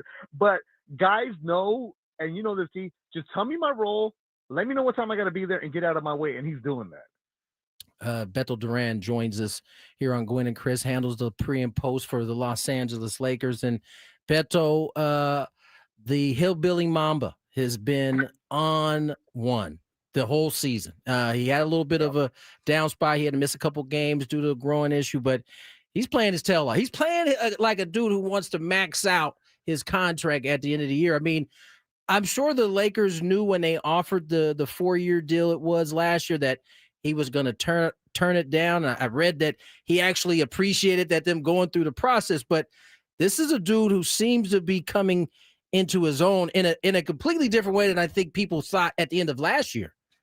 Yeah, and a lot of the question is like, oh, can he maintain this? Yeah, because the dude is a bucket. Yeah. Is he going to play the best defense for you? No. Is he going to be a liability at times? Possibly. But that's why you have a Marcus Smart who's in there and be that dog to knock somebody down. Like, this is Austin Reeves. He can do it. The big question is going to be when LeBron comes back and the rotation's going to be there because he's now your third option. Is he going to be putting up these kind of numbers? No. We got to figure out a way for JJ Redick to see maybe Austin Reeves comes in with the second unit or he's running with the different squad so he can get his numbers. But the ability to get his shot, ability to get points, that is what, without a doubt, who he is. And yeah, he is betting on himself for the biggest possible payday because he has that about him. Yeah. Like, he's from Arkansas, right? So he's from a small area. But the dude was balling in Oklahoma. It's not like people didn't know who he was. He just didn't get drafted. So it's like, maybe whatever. But he knew go to the Lakers would be a good spot for him, be in this opportunity. So he is doing it. He's getting the numbers. And watch him and Luka interact on the bench. Man. Like, Reeves is just riding Luka about everything. And he's like, man, get out of my face. Keep doing this. Like, they get along so well. And Luka likes somebody who isn't going to bow down to him. More of like, oh, you're going to talk trash to me, I'm going to talk trash to you. It's like they're going back and forth, man. There's a good vibe about, and I'm not trying to sound the Laker homer because Tony, you can read the receipts on the text messages because I'm one of the biggest. Beto is one of the biggest critics sometimes. Me and him have basically text arguments all the time about the Lakers from time to time. So, because you have purple and gold glasses. That's probably true. There's no lies being told here. Beto Duran joins us here on Gwynn and Chris. And Beto, okay, what are the chances? Because there were times last year where you saw LeBron kind of let Austin and Luka do their thing. Is there a chance he can come in and see how things have worked and kind of like let them go, and when he needs to do his thing, he does his thing? I would hope so, but the thing is, because LeBron isn't active and he's not been practicing with the Lakers, you don't have access to him, right? So he's not doing. It's not like a baseball where you're in the clubhouse, just go up to somebody. No, at practice they bring a certain amount of people to you, talk to them, and that's it. And so LeBron is working out with the South Bay Lakers. He's going to go get the 5-on-5 with them. So that's a good sign that he's coming back soon, probably after Thanksgiving. But it doesn't take a genius to realize, hey, bro, Luka, Ayton, Reeves, they got a vibe. They got something here. Yeah. And I'm not saying LeBron should be, taking the backseat to him, because at the end of the day, you give me a LeBron James on your team, you're going to make them better. But, I mean, end of the game, it's Luka who should have the ball in his hands, right? This is Luka's team. Yeah. They showed him by giving Luka the big, fat contract. LeBron, we appreciate you, but this is going to be your last year with us here. But LeBron, he has to play well with everybody else, because LeBron is all about legacy. You know this, team, because we have these arguments about it.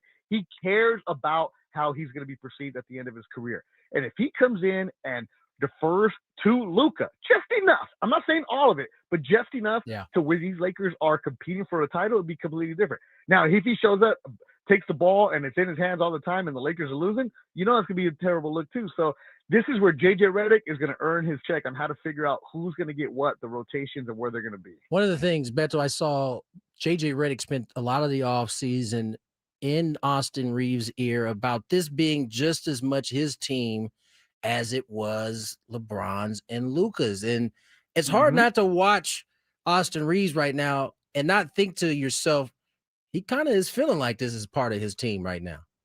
Yeah, because JJ said be vocal about it. Like, okay, you're here, but you kind of defer a little bit. Like, and not that he doesn't have that dog in him. It's just more of, bro, you have so many big time type A Eagles in here. You guys do what you got to do. Right. But Austin, watch him. He'll pop off at the other team. He'll go after somebody. Like, he is not scared about it. He's a super hard competitor.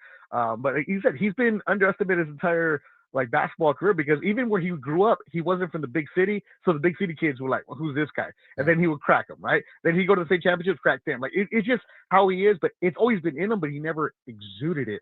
But this team's going to be completely different when LeBron comes back. I mean, there's no denying it. LeBron is a different force field, man. You have to just deal with it. Where do you see the ceiling for this team right now, if all goes well when LeBron returns? Bro, it is way too early. This is why you should come to host Laker Talk one day with me, please. Like, I might take you up on that. I catch so much heat from me telling people, relax, slow down. Like there is Denver, there is look, San Antonio is good. There is OKC. Like, tonight is going to be a real good test to see where they're at with this and see where they're at. But if everything goes right, they should be a top 4 team. But everything has to go right, and the health and everything else. And it's just, again, the LeBron factor. How is he going to fit in? And I'm not me trying to hate on him or anything like that, but it's just, you're finally seeing a healthy Luka and an in-shape Luka, and a Luka who is doing everything, and Luka's going to get his shots. Also, DeAndre Ayton is asking for shots. Rui Hachimura, we haven't even talked about him, how well he's been playing. Yeah. And Rui is like, cool, man. Like, that guy's been bucking. But look at what the Lakers do a lot. And they finally realize, hey, our big man, put him in the paint. The Lakers are leading the league in mid-range attempts. That's where they should be. I love watching Rui hit the mid-range jumper. I know it's pissing off all the nerds out there who watch a lot of basketball. They don't like that. You know what? I don't ever need to see Jared Vanderbilt shoot a 3 ever in my life again, bro. So take the nerd stuff out of here, man. And if you want to calm down, every now and then just watch Rui Hachimura's TikTok, because he does like these vlogs from when going all over Japan and like him working with, like the sumo wrestlers, him going to like the temples and him eating in the streets, man. I'm like, this is, you want to root for that kind of guy. Well cultured. Beto, last one for me. Lakers recently turned their ownership over to Mark Walters. And for those out here who recognize that name, that is the same guy who owns the Dodgers. I mean, how does this change things for the Lakers and how they operate moving forward? You're going to have to delete the text I sent you a few years ago about Jeannie Buss. All right. Okay. And I'm putting myself out there. Mind you, I do the Lakers pre and post, and I will say what I say. Jeannie follows me on Twitter, but I remember texting you like, bro, the league is outgrowing the Lakers. They need help. Yep. The mom and pop stuff is not going to happen. You see it down in San Diego, the Silers, right? Like you saw the Dodgers with the O'Malleys. You need the big influx of money. You know what's going to change for the Lakers? It's not that they're going to go and sign everybody, because they can't, because the league has so many restrictions. Right. Like if you go into the second apron, you're losing picks and you're getting penalized. It's not the signing of the players. It's what they're going to do is different in the margins. Something as simple as, hey, we need a better hot tub. Cool, we got it. Hey, we need an ice machine. Cool, we got it. I mean, they have that stuff, but just those little kind of details. The analytics department, if they need help with the scouting, right, we give them a boost. They're going to work great in the gray areas, right, where, hey, we need something else to help support Rob Pelinka and JJ Redick. They're going to have that, where right now their hands might be tied about some of those kind of things. So it's not the on-court product that's going to get the, oh my God, let's go sign Jonathan and SGA and we'll give them all the money. They can't do that. But if you're a free agent and you come up and you're like, damn, you guys are going top facilities is kind of weak, right? you can address that kind of stuff now, right? You can address, but hey, something as simple as like the Lakers private plane right now. I mean, nothing against Delta, but it could get an upgrade. Nothing against Delta. Listen, for that little detail, they don't have their own plane. I can confirm that. I've flown on a few Deltas myself here, so yeah. But other teams in the league have their own plane. Yeah, no, I hear you. It's good to be a Laker, I guess, these days. Beto, damn right it is. As always, man, appreciate you coming on, spend some time with us, man. Love you, Tom. Love you too, dog. Beto Duran covers the Lakers pre and post all year long. Fun to catch up with. I hadn't talked to Beto in a little bit. Lakers in action tonight, 8-3, I believe, as they head into this matchup against OKC, the defending champs, on ESPN. Should be fun. That should be a good game, actually. We'll put it up on the TV here soon. No, I don't think it starts until 6:30. So we won't put it up be on the here TV during the buddy. Skraby show. Did you hear what I'm doing tomorrow after the show? Because we don't have a Skraby show. I have put together. I am going to do a Rubik's Cube on the Skraby show YouTube live, and I'm going to give myself 45 minutes. People want to watch you do a Rubik's They've Cube? asked me to do it.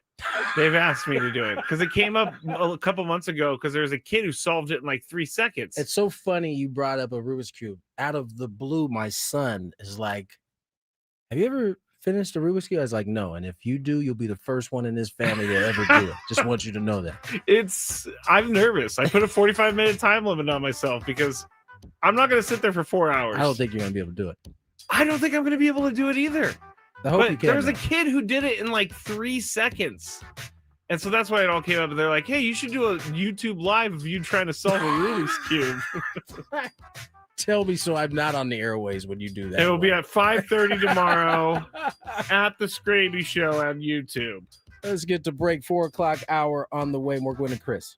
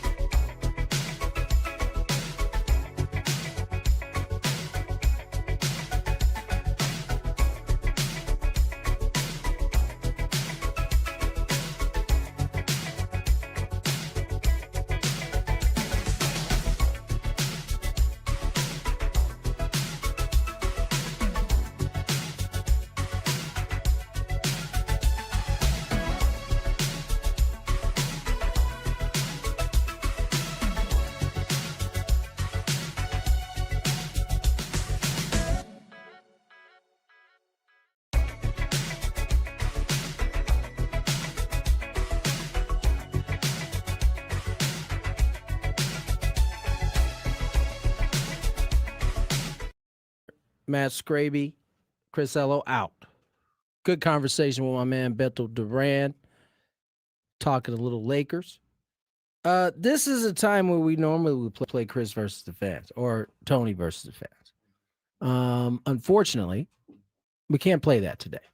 Mm-hmm. I will allow Skraby, if he chooses to let you know why, but he's got a new game that he wants to play that I'm not that keen on. And I'm gonna be honest. Why is that? Because it's about me, and I don't really necessarily enjoy talking about myself. I know. We're gonna go and play Tony versus the fans tomorrow, mainly because I didn't write questions, but I did write other questions. I wasn't gonna out you. I did write other questions, so we're gonna change the game a little bit, and it's gonna be about Tony's playing career.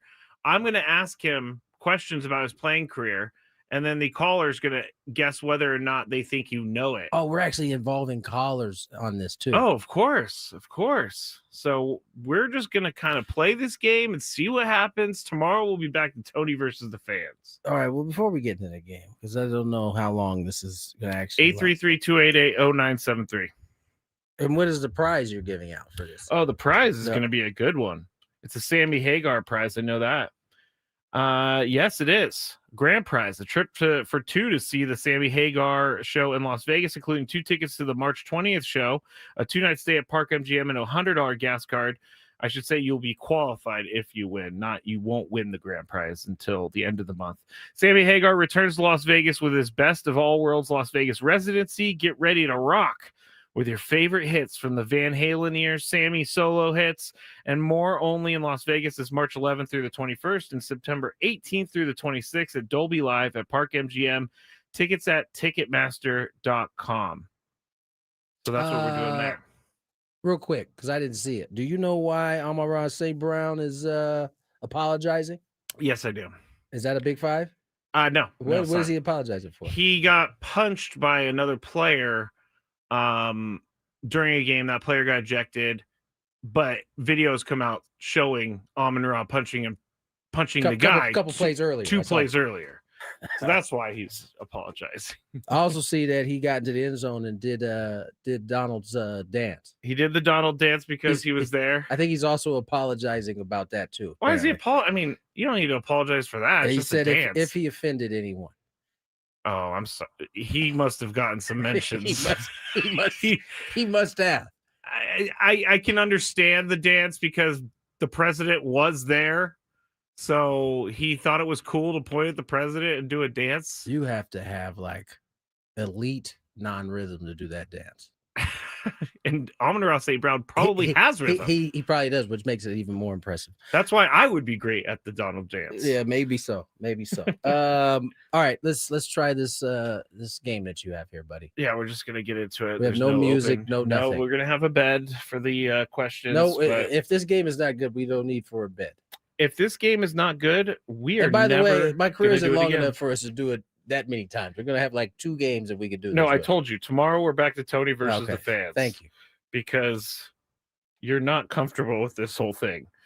All right, let's get to our first contestant. Oh, I need to read the rules, which are there's no rules today. We're making up rules as we go. So there we go. Let's go to our guy John in Temecula. Hello, John. How are you, my friend? Hey, Tony. Hello, Skraby. Doing great. Commute home. How you guys doing? Pretty good. Doing all right. We're about to try this game out here. Hopefully, it's worth something. So, what you're gonna do? Yeah, I heard. Let's see what Skraby's got up his sleeve, huh? All right. So, what you're gonna do is gonna get. I'll just prompt you. Just be ready, Tony. All right. Yes. Don't answer. I'm going to ask the question, then you go back to John. The question is, what pitcher struck you out the most in your career? John, do you think Tony's going to know this or not? Oh, yeah. Tony's going to know that. Tony knows this. Tony, do you know who struck you out the most in your career? Matt Cain. Matt Cain. Incorrect. So John moves on. I like this game already. It was, you struck out against a guy who struck out a lot of people. Ubaldo Jimenez. Oh, yeah. He got me a few times. All right. Yeah. So there we go. This is kind of how this game is going to work. Let's go to the next one. I'm going to add a bed. What season did you have the most hits for the entire year? What year? 2009. 2000. Oh, wait, I was supposed to ask John. But, John, do you think Tony got the right answer or not? Yes. He does. That is correct. So, John, you are eliminated. I'm sorry. Wait. I got it right. That's all I know. It's your game. Oh, wait, no. So John is not eliminated. He's not eliminated. I'm not very good at this. Because he said I would get it right. Yeah, I'm not very good at this coming up with rules on the air thing. So we're gonna go on to our next contestants or our next question. All right, Tony. Here's a tough one. Name 3 guys of the 7 that you hit a home run off of. John, do you think he's gonna know this? Yeah, he knows that for sure. Okay, he knows that for sure. Tony, I got to name how many? 3 of the 7. Wow. Hold on. It's gonna come to you. Kevin Millwood. Okay. I'm drawing blanks now all of a sudden. Man.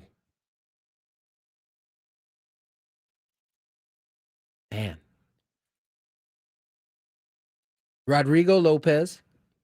Okay. Gonna need a third one. I can't remember the straight leg. Dude, you pitch for the Reds. Oh my God, it's gonna bother me. Okay, Chad Billingsley. Chad Billingsley. All right. Well, you did get it right, which means I don't even know what that means, to be honest. He said I was gonna get it right, so that's 3. Okay, John, you win. Terrible game. This was maybe John, stay there. This was maybe one of the worst games I've ever come up with. You didn't quite think that. No. I thought this was gonna be a hit. No. You did get 3. The straight leg guy, Bronson Arroyo. Dang. You also, I've never heard of this guy. Edgar Escalona, Colorado. Zach Greinke. Yeah, forgot about that one. Felix or King Felix. King Felix. You had some good home runs. You had Zach Greinke. King Felix was inside the Parker, if I'm being honest. I didn't hit the ball out of the ballpark. Still counts. You still had to run around the bases. It does indeed. Cole says started strong, finished rough. Yeah, that was I just had a feeling that this wasn't gonna go well. Tony tried to talk me out of it. did. I was like, I believe in this game. I was like, you sure you don't have any questions we can just like make up? You know you're good at making up terrible questions. Yeah. He really wanted to try the game. So hey, audience, I apologize for just wasting the last 7 minutes of your life. Michigan State University hit with a 3-year probation ban in football. Whoa. Do you remember? He had a great season. Do you remember Mel Tucker? Yeah. Mel Tucker, the head coach, right? Yes. For Michigan State. Yes. Remember, he was like, had a great season, and then it all came crashing down once started peeling back that curtain. It wasn't going to it. This is in relation to that. The violations occurred due to participation in 3 ineligible players. Now the Spartans will vacate all 14 wins from the past 3 seasons.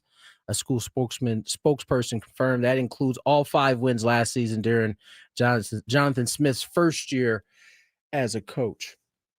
I don't understand why they take away wins. It doesn't mean anything, really. It really doesn't. I guess it hurts the coach because now he doesn't have those wins to his credit. But I mean, in the grand scheme of things, it doesn't do anything. It doesn't. They've already played the season. They've already done what they're going to do. They've already gone to their bowl game. But wasn't there something else with this guy? It was like some misconduct stuff. Allegations. Also, his team. Was it his team when Michigan and Michigan State? Was that his team? When they were throwing helmets. Like jumped a dude. Yeah, they jumped a player in the ramp back to the locker rooms. It was kind of crazy. All bad. Mike McDaniels had I thought of you over the weekend after watching him talking about Dan Quinn. Yeah. He said he's forever indebted to Dan Quinn because that was who helped him when he had his drinking problem. Yep. I would find it really hard to be an alcoholic and an NFL coach at the same time. But that's what Mike McDaniel was doing. So I have a whole nother level of respect for him. But I like when he stories might not be like doing this. it for very much longer, but I'm just saying. True. That's something that seemed like it could trigger you back down that. Yeah, and you know what? Taking over a head coaching job, assuming all that pressure, not doing well, it is dangerous. But on the flip side, it could also keep him on the path he's on, because there's so much that you're managing. You don't really have time to throw one back, I guess. Yeah, it's no. I mean, I guess don't. you find time to do it, but that's the thing in AA is, oh well, I don't have time to go to the meetings. Well, you found time to drink, so you can find time to go to the meetings, sir.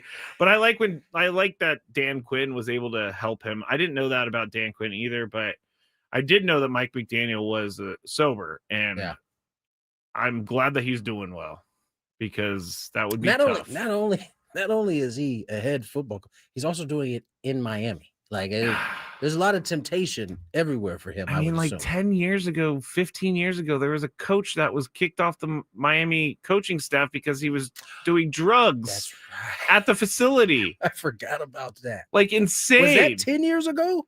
It might have been less than that. It may have been, but I know it happened like recent-ish. Crazy. But that dude was actually doing drugs in the facility, which is crazy to me. All right, let's get to break. On the other side, we jump right back into Aztec hoops. LZ Harrington, the freshman we've been raving about, he's going to join us next. Talk a little more basketball, more Gwynn and Chris. When it comes to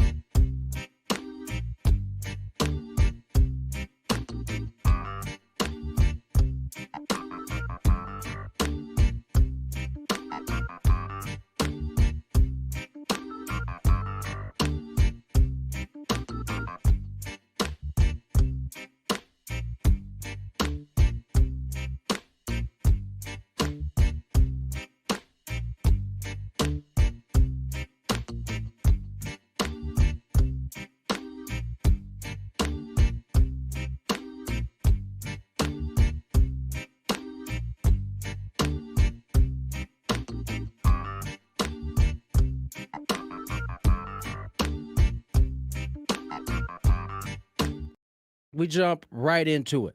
Our next guest having a good start to his freshman season. LZ Harrington joins us, freshman guard on the Aztecs hoop team. LZ, how are you doing, man? Thanks for joining us.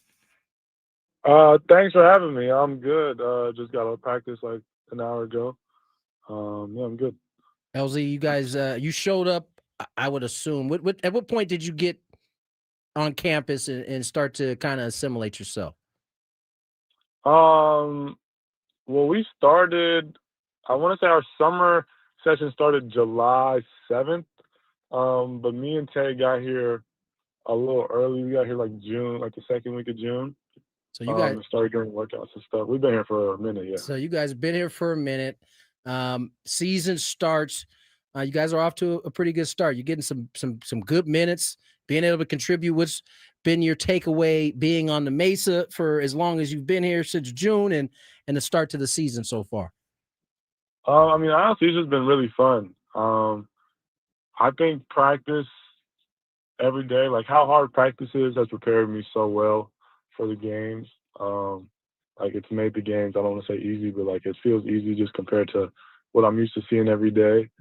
But yeah, it's just been fun, and I'm so grateful that the coaches trust me enough to play me as much as they've been playing me, and I'm super excited, to continue next week with Troy, and then we get to go to Vegas. Yeah, you guys, the schedule seems to start to get a little bit tougher as we move forward. You come in to San Diego State with a pretty decorated high school career. I mean, you had opportunities to go, through the old Pac-12, USC, UCLA, Arizona State, even a place like Harvard. What was it about San Diego State that, grabbed your attention and had you wanting to be a part of it? I mean, the biggest thing for me was just like the family culture. I know you've heard that before.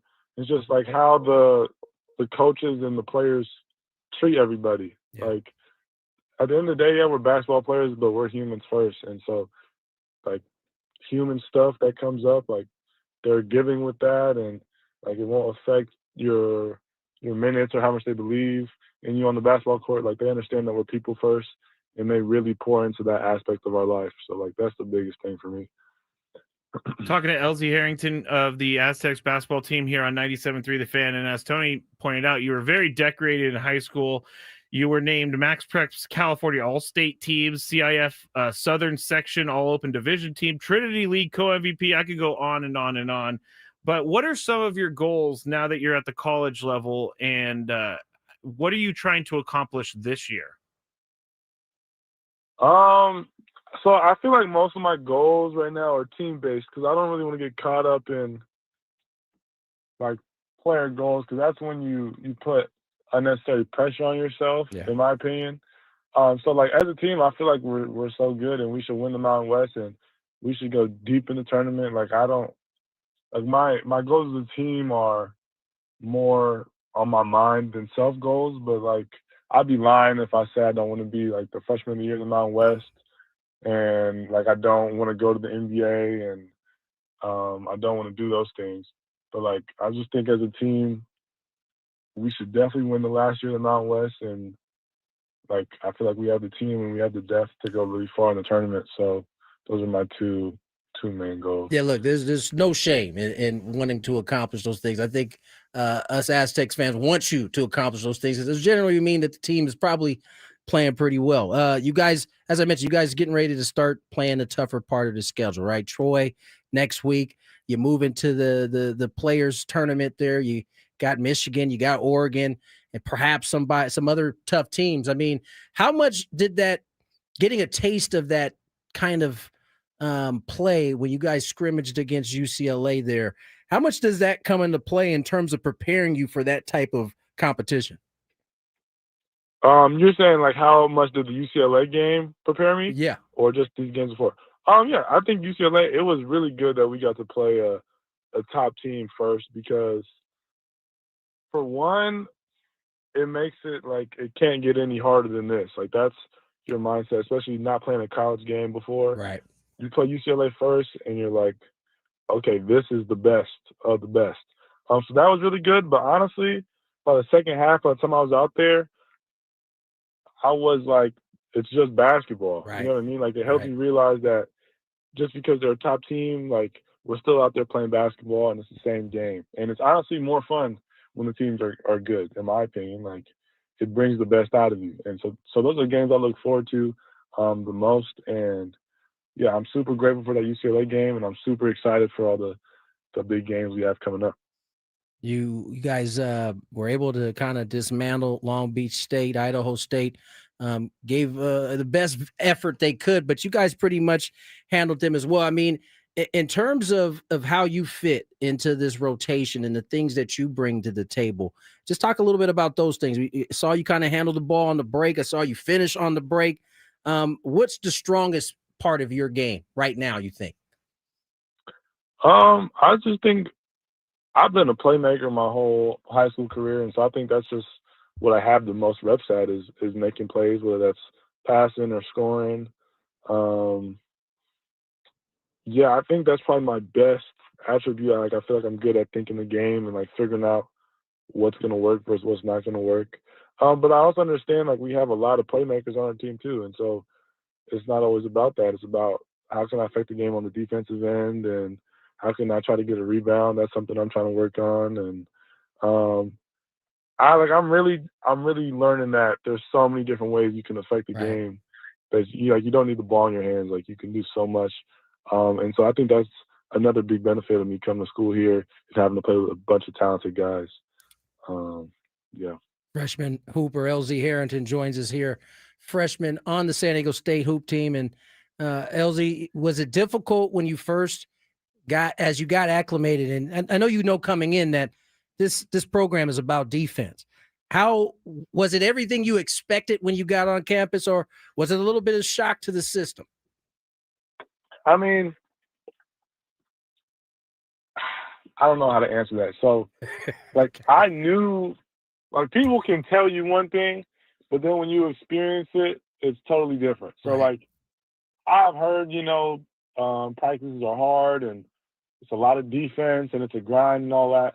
And, like, when you hear that, you're like, okay, but you can't really prepare for it until you're in it. And so, yeah, being thrown in the fire the first however long practice was really rough, honestly. It was really physical, but I mean that's what you want though. Like, you grow in uncomfortable situations, and so I feel like, I mean, it served me well, and like I said, it's made the games feel a lot better because I feel like I'm overly prepared in practice. You know what I mean? Yeah.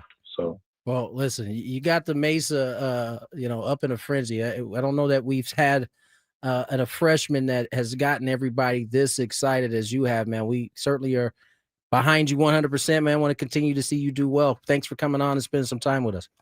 Thank you so much for having me. I appreciate it. No problem. LZ Harrington, freshman guard out of Long Beach. Getting a chance to get to meet the young man. He is an exciting player. He plays bigger than 6'5" to me when he's out on that court. Yeah, 6'5" pretty massive for I think Mark Ziegler even said he was 6'6", so maybe he's listed an inch. He might be a little bit too short. Just could still be growing at this young age of his. Just switching gears, they have announced an American League Cy Young. Yes, they have. Who do you think it was? Tarek Skubal. Yeah, I mean, it was really a kind of no-brainer there. Garrett Crochet kind of deserved it. By the way, Garrett Crochet wasn't even. He couldn't make the. There was just a two-person video there. It was Hunter Brown. Oh, that's true. And Tariq Skubal. Crochet wasn't even on the screen. I don't know if he had other things or something popped up, but I mean, do they tell you? They don't tell you before, right? Of course they do. That's how they you're up for it. No, I mean, like, they don't tell you if you win or not. I don't know if they tell you if you win or not. Because I was gonna say maybe he knew he was gonna win. By the way, I love Tariq Skubal. Everywhere he's got his like whole family. He does. And when I say whole family, I'm not talking about just immediate. Looks like some cousins, some. There's like 20 people there. There's a ton of people there. He wins really running away. Crochet, he had 198 total points. Crochet had 132, and Brown had 80. Max Fried 61. Brendan Wu? Brian Wu. He had 26. So Skubal's your Cy Young Award winner. We wait for the National League What do you think? I've been reading a lot that Scooble might be traded. Do you think? He's been telling me he's going to the Los Angeles Dodgers. Oh, too? no, because they would actually have to make a trade. They can't just throw a bunch of money at him. They did that to get Who? Pookie Betts and some of the other guys. They have to, but never mind facts or anything. You know what I did like though? Actually, we're going to talk about it in the Big Five in about 7-8 minutes. Paul Skeens said he wants to play for one team. Well, I don't think Paul's going to have much say in that. Sorry. Who do I think is going to win NL? Who do you think is going to win National League? Skeens? Has to be. Christopher Sanchez has got some momentum. I do think there is something about being on a winning team. I can't wait for tomorrow's, personally. The MVP. If the AL goes anything like it could go, there is going to be some upset people. If Cal doesn't win, if Cal wins, there's going to be a lot of upset people. Get over yourselves, people. I saw so they had, I think it was ESPN, but they had like a writer from Seattle, a writer from New York, and the way my man in New York was talking was like it would just be an atrocious decision. What are we watching? If it's even close, what are we watching versus what are they watching? I mean, if we're being nerds and statistical, just going off the stats alone, it really isn't that close. If we're being honest, right? Okay, yeah. Judge's numbers, if just across the board, are just. I mean, he did almost hit 400 for like the first 2 months. However, it's the most value. And at the catching position, catching however many games he caught, and I know he wasn't the highest rated defender this year as he has been in the past, he still had to carry that load while also hitting 60-plus homers. That is going to matter in writers' eyes, no matter how you slice it. Because all of these writers aren't necessarily numbers guys in all cases. Really? You got to think about the dudes who have votes. Yeah. Not the younger generation of writer.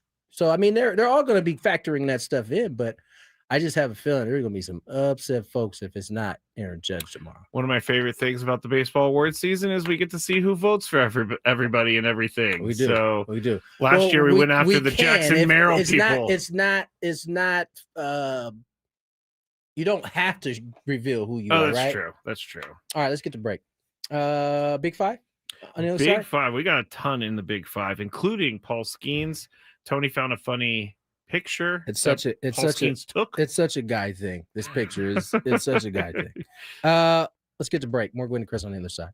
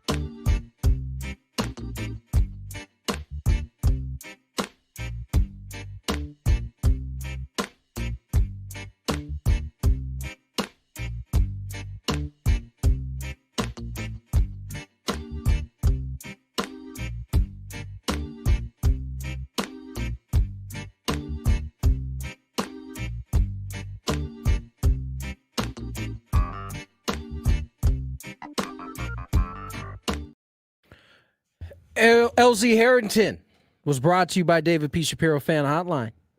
David P. Shapiro criminal defense attorneys helping good people regain control of their future when charged with a crime since 2010. Visit davidpshapirolaw.com. We have ourselves a Big Five, and Skraby spent the time doing his Big Five versus the Gwynn versus the fan questions. Oh. And so this, we all should feel like should be an absolute doozy. It's going to be a doozy. This hour of sports talk is brought to you by SD Collectibles. Get ready, sports and Pokemon collectors. Ooh. Yeah, SD Collectible Cards show is back at Liberty Station with over 1,000 vendor tables, November 22nd and 23rd. Find sports cards, Pokemon, memorabilia, and more. Visit sdcollectibles.com for info. That's sdcollectibles.com. I turn it over to Skraby after some traffic. From the 855 Get Ross Traffic Center, protecting San Diego after accidents or injury, here's Kelly Danick. Traffic is brought to you by the California Office of Traffic Safety and Caltrans. Got a collision heading out of the South Bay, northbound side of the 5J Street off-ramp. Couple vehicles over to the right shoulder. Accident clearing from the Via Rancho Parkway on-ramp to South 15. And an accident has been cleared out of lanes on westbound 78 near Mar Vista. Just watch out for a little residual slowing there. My mom, my dad, works for Caltrans. On the freeway. Right next to speeding cars. Please be careful. Flashing lights mean move over. Brought to you by the kids of Caltrans. It's that time of the show when we check on the latest in sports. Only the most important topics and questions are brought to light. Stop what you're doing and listen. These news stories will astound and amaze you. The one, the only. Oh my God, who the hell cares? The Big Five starts now on 97.3 The Fan. All right. We're still awaiting the winner of the National League Cy Young Award, but what we did get to see was Paul Skeens being interviewed for his before the award was given out, and he definitely put some money into people to help him. It's always funny to see the money start to matriculate itself through the person's life. That's very true. You know, he went from a college, like literally a college student, into pro ball. Yep. And it doesn't happen as fast as you think it does, right? No. I think as a rookie, especially one that got to the big leagues as fast as Paul Skeens, like you still have a college mindset. And you get, I don't know if the right word is influenced. Okay. By your big league teammates. Hey man, you can't be walking in here. You're a big leaguer now. You can't look like that. I think Tommy Pham was that guy. I'll tell you what. I guarantee he learned a few things from Tommy Pham. I just thought it was because of Livy Dunn. I mean, listen, he's been with Livy Dunn for a while. That wasn't the change. The common denominator was big leagues. She's always been with Paul Skeens, no matter what he couldn't help that style, but all of a sudden he got some that money started to matriculate itself through his life. That skin looks a little bit clearer. He's got a Raising Cane's commercial now. He's still gonna have to come up with some personality. Yeah, he definitely needs still that. Very dry, and it might not be his thing. I ain't mad at that, but I have enjoyed watching the money kind of work its way through and looking better up on screen now. I remember last year when he was up there, he looked stiff. We were as all a board. talking about it. We're like, he's probably scared because Livy Dunn is staring at him. It looked like he had the one jacket left that he had at LSU before he got this like smoking jacket.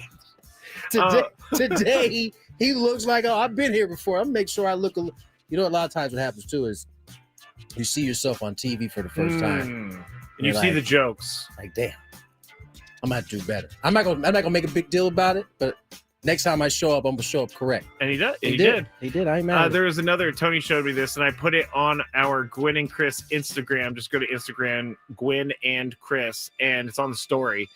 But there was a guy who saw them, Paul Skeens and Livy Dunn, in the airport, and got a picture with Paul Skeens. I'm assuming Livy Dunn. Both. Yeah, I'm assuming Livy Dunn took the first one. You don't need to assume. Just look at the photos, and you know who took one picture, and you know who took the other. Because Paul Skeens did not care that this guy wanted a picture with his girlfriend at all. He cut his head clean off. Clean off. There is no head in the picture. It's one of the funny things that Kevin Hart does. You know how he's so short. Yeah.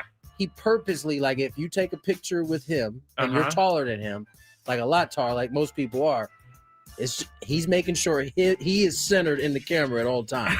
So if you are, 5'11", 6 foot, off with your head, he says. That's hilarious. That is every so one funny. of his pictures. See, that's fine with me because then I have that story behind it.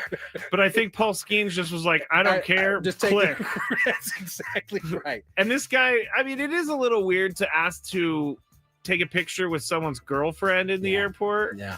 Unfortunately for Paul, I mean, that's kind of the way of life. I mean, his significant other is as famous, if not more famous, than he is. Yeah. So both of them get the questions, but hilarious. Gwynn and Chris Instagram story. You'll see that post. Number 5. So that's not even what I'm talking about. What I'm talking about is something that was given to, I believe, Talking Baseball. And it was from an anonymous Pirates teammate, Tony. And he says this. We were talking about maybe the Dodgers going after Skubal. Well, they're not going to ever get Paul Skeens, apparently, because Paul Skeens' anonymous teammate said, trust me, he wants to play for the Yankees. I've heard him say it multiple times. Tony, you're up first. Why would an anonymous teammate do this? There's so many clout chasers out there. But anonymous. That's what I'm saying. You're not even getting anything out of this. Put your name on it. You can't. I just think it's whack that you would like. If your teammate told you that and then you turned around and was an anonymous guy, like, yeah, I mean, trust me, he wants to go to the Yankees. That's even if it's true, yeah, it's just weird. Why are you talking about another guy's like future? I don't know. It is very strange. I don't know who raised these folks. But I will tell you this: Paul Skeens, well, he does have a beard. Oh, I guess they do allow beards now. He would be a perfect Yankee because he doesn't have a pulse and he doesn't care about he doesn't care about any of the outside noise. From what we see, that's because he's playing in Pittsburgh right now. We'll see. Good point. We'll see how that really feels when he goes out there. Listen, if he continues to throw the ball the way he was, he won't have a problem anywhere he goes. No, everybody's gonna cheer him forever. But Number 4. Everybody's cool with New York until they get in New York, and they got to find out what that heat is real like. Good point. I can barely handle the San Diego sports talk heat. Mike Kafka, I'm going to call him Kafka. He's the guy who is the interim head coach of the New York Giants.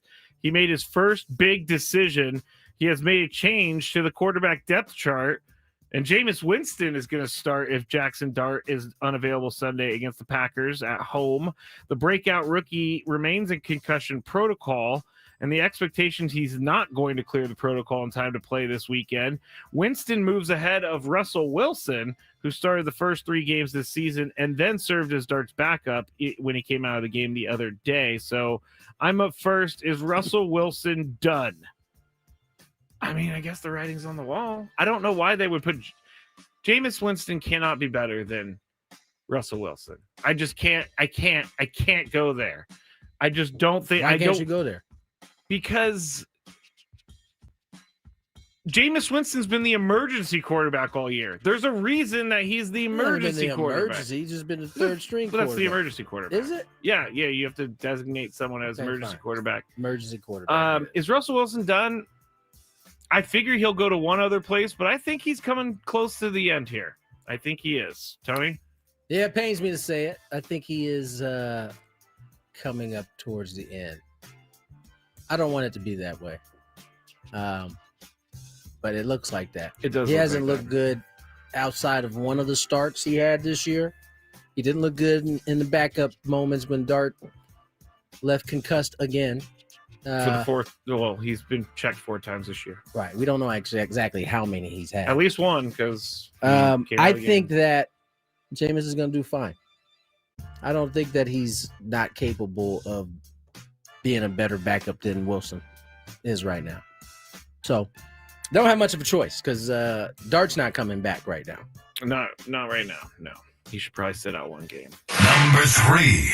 Get Up's Mike Greenberg has an interesting name for Giants head coach, and it's not Bill Belichick. Have you seen those floating around, Tony? All of a sudden, the Giants head coach job becomes available. Bill Belichick's name goes through, but it's not him.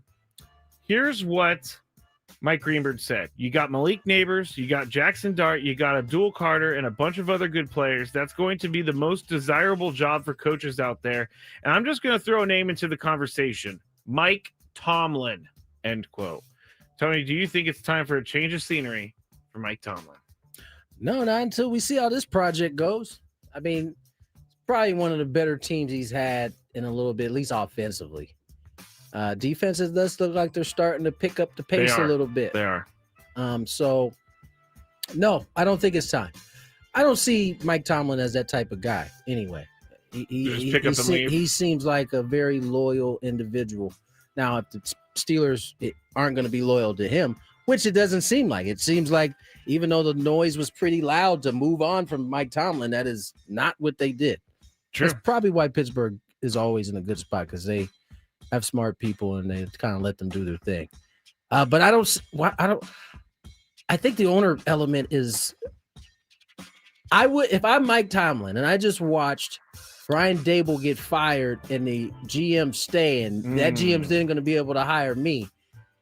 I don't know if I really want that. It's not a good situation. I don't know if that situation's good. Which I still don't know how the GM has his job. I think many New Yorkers have the same question. Yeah, I could see all the comments right now in my, like the owner said, well, he's put together a small nucleus of good players. And all the fans are like, it's taken him 5 years to get 3 guys? Like, what? What are we doing here? Only with the playoffs one of those times, too. So it should have been more fruitful than that. Yeah, I mean, he also literally on camera let Saquon Barkley leave in free agency. That's the fireable that offense could in go itself. down as the one that we all remember. Because we got this. That was when they were still doing the off-season hard knocks? Hard knocks? Yeah. Yeah.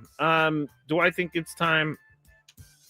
I can't see him going to New York and joining kind of a circus of an organization. They're not fully circus organization, but the Steelers have a much better base for him right now.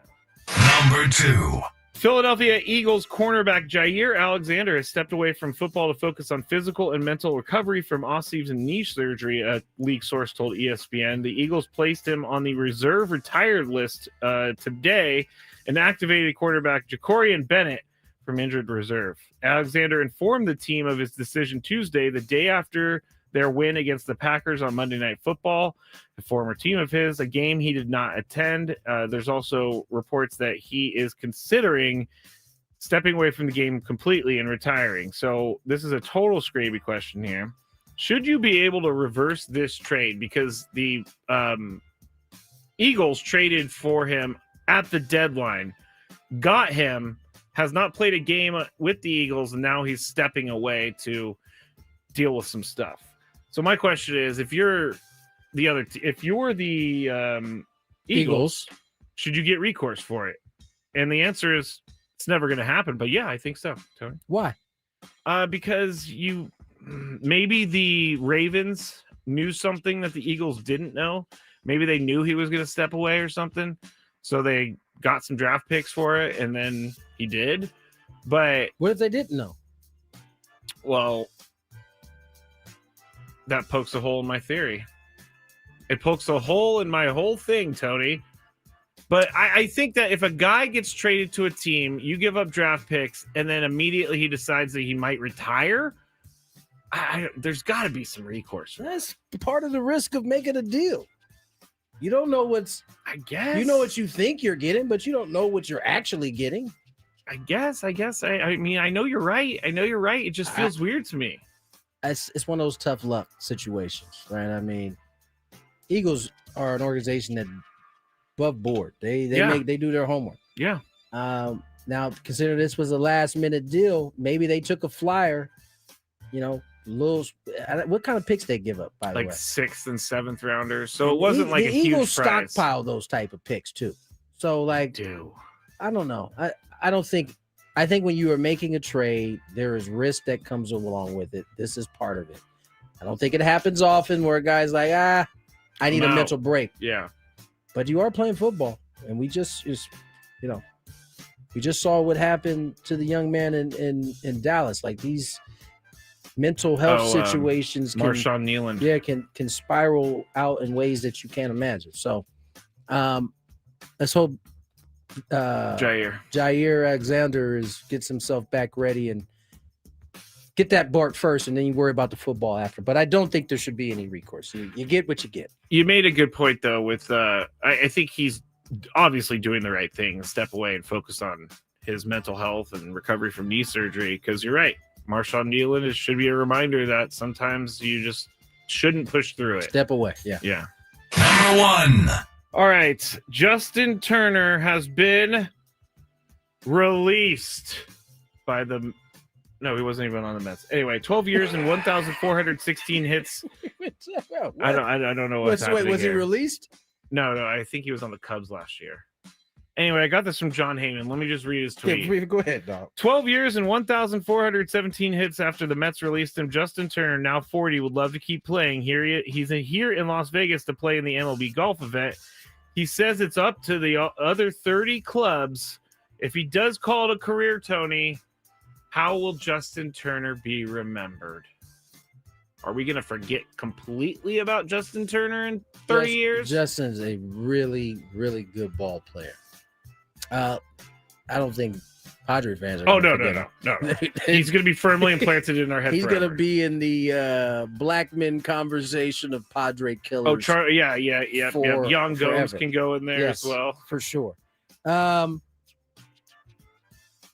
think we'll remember him as a really good ball player. And for me, a guy that was in a similar role that I was and turned his career into a point where he could have 1,400 hits. 1,400 hits. That's crazy. I mean, for a guy who spent the first half of his career as a platoon guy and then turned himself into a marquee guy in one of the biggest stages, that ain't nothing to sneeze at. No, not at all. And if someone annoys you like Justin Turner annoyed me, that means you're pretty good, because you don't get annoyed by people who aren't good. So that is correct. Great. Glad you noticed that. I'm glad we're making it through this show. 5 o'clock means the happy hour. On the other side, more Gwynn and Chris.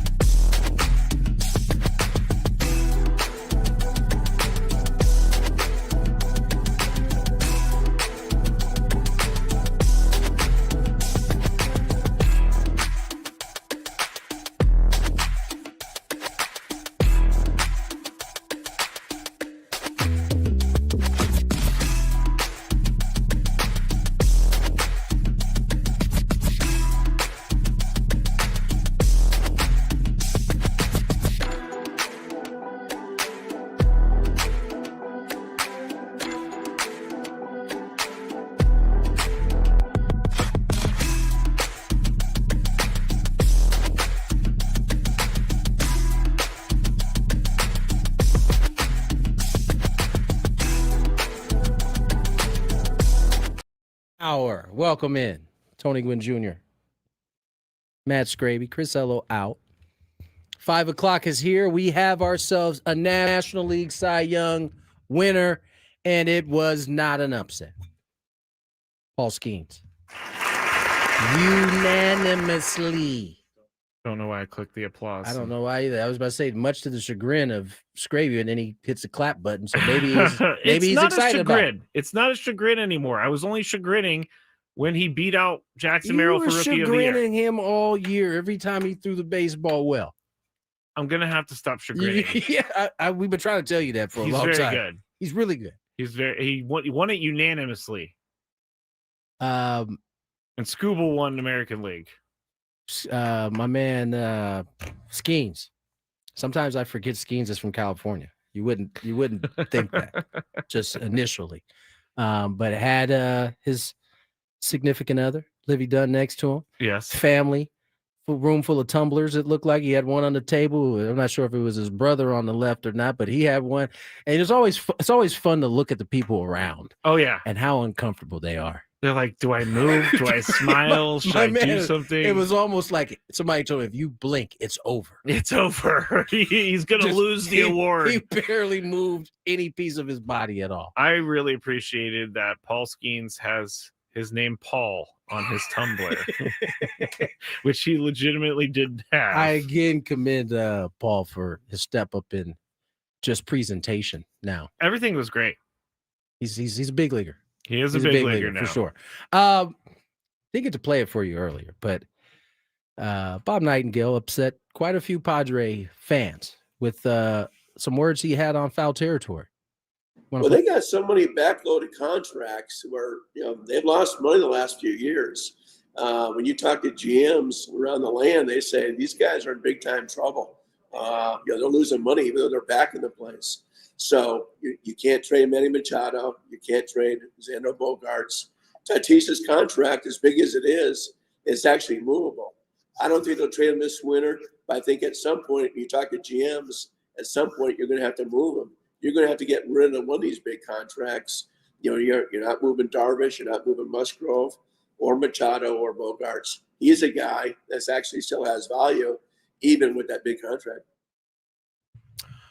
A lot of things to unpack. Not a fan of this. I figured you wouldn't be.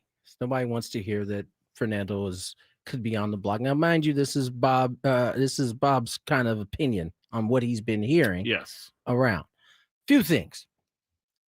Much like Skraby, there are a lot of GMs that hate. They're just clean. Wait, I'm shaking my head. Yes, and they just hit me what you said. I snuck that in there. You didn't catch it.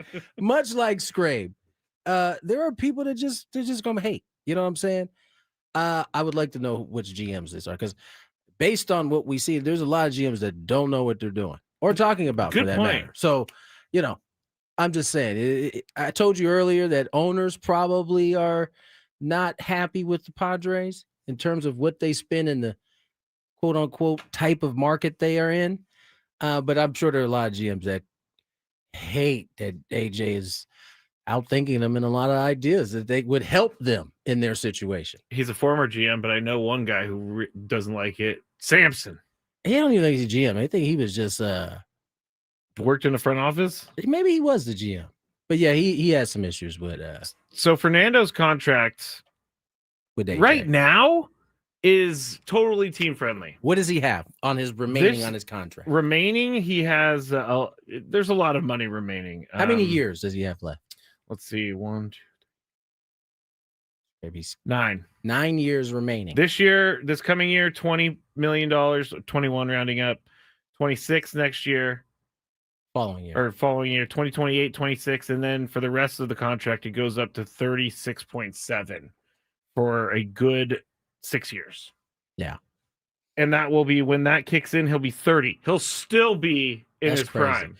And so that's probably why the contract is movable if that's the way they go. In that frame of time, can Toddy reach the level that everybody is expecting him to reach? Right? Because you said 20 this year? 23 this year? No, 21 rounding up, 21 this year. 21 this year. 26 next year. Correct.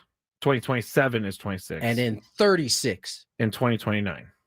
So in the next couple of years, can he reach the potential that everybody has expected, right? Because I think you can justify 21 at the levels. You may be able to justify 26 at the level. But once it gets to 36 at the age of 30, in terms of production, can you justify it at that level? And that probably the answer is probably no. The answer is no, but there's not many guys that are going to be able to produce. I mean, you have to be a top 3 guy to make it worth the money. I don't know that you have to be a top 3 guy. I'm talking. I mean, both sides of the ball at the plate and playing defensively. I don't know if you need to put top. You just know it when you see it, right? Yeah, true. I don't know if it's going to be top 3 or not, but you'll know it when you see it. But I don't know that that's something that everybody needs to worry about right now. You heard even Bob said that he doesn't think it's going to happen this year. I know. Then why throw it out there? Why do you think, Skraby? Because he wants the clicks and he's on foul territory. What are we doing right now? We're talking about it. We are indeed. So was it a miraculous, beautifully well-laid plan? Yes, it was indeed. And I hate when we fall into this plan. Well, we had 4 hours to cover, so it had to be brought up at some point there, buddy. Ryan Lindley will join us next segment, talk a little bit about this Aztec football team trying to bounce back after a tough loss out in Hawaii. Yes, very tough loss. That's not an easy thing to go to Hawaii, get smoked by the Warriors. I think they're just the Warriors these days. They are just the Warriors. I appreciated the Rainbow Warriors. NWSL. I don't know if you saw this. Adding an 18th team. Business must be doing all right, man. Business has to be doing all right. They are expanding. This will be in 2028. They had 2 teams coming, I believe, next year, a team coming in 27, and then another team in 28. They haven't decided on where that one's going to be yet, but the Wave will have some company, it sounds like. Yeah, I haven't done the Wave started for me as a really popular, and it still is popular amongst some people, but I feel like that, no pun intended, wave has subsided a little bit. Yeah, I think Alex Morgan was a big deal. I think Jill Ellis was a big deal. And now that that's gone, I don't know that as many people are as aware of it.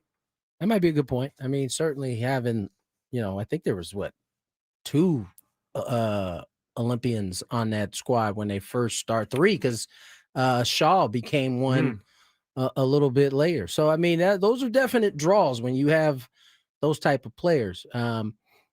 Still got some really good players on there. I know one of them's up for an MVP this year in that league. So, but you're right. The buzz isn't quite as loud as it was, but they're still being productive, having good seasons. I know they lost in a playoff here recently to Portland, but doing all right.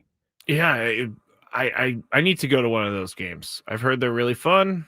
I've been to 3 SDFC games. Those are really fun. Those are legit. Those are legit. The SDFC games make you realize what it can look like in Snapdragon when it's full. When it's full and ready to go. The 24th, by the way, is round 2 against the Minnesota. I don't know what they're FC. Is it FC? Yeah, I think sure? So.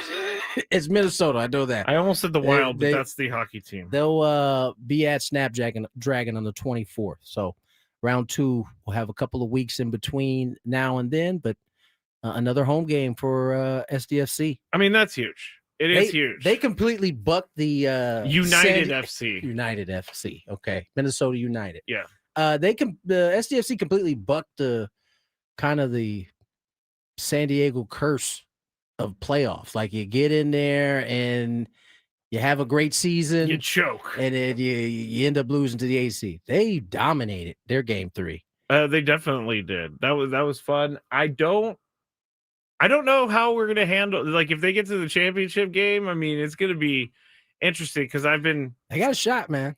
They got a shot to be the champions this year, to be an expansion team and champions and get San Diego your first title. That they're gonna be in the comments talking about this ain't the first title. You know, you I had think a lot. we have to accept it, people. I think we only got 2 professional sports in town, like 3 professional sports with the 2 soccer teams. But Yeah. I mean, they've been fun to watch. They have drawn all year. Yep.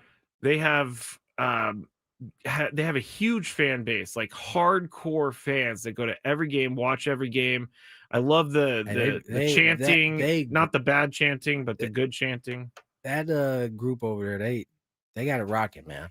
They really do. Had my head bobbing the whole game. Did Manny go down on the field before the playoff game? I didn't see him game 3 because he was down. He did the I guess their version of the first pitch. Okay. Before game 1. The first kick? Yeah, it has nothing to do with kicking. You're holding this big, it's a big blue ball. Yeah, you know what I'm saying? I don't know what it is, but yes. Let's get to break. Let's get to break. On the other side, Ryan Lindley will join us next. More Gwynn and Chris. It's never been easier to listen to Gwynn and Chris.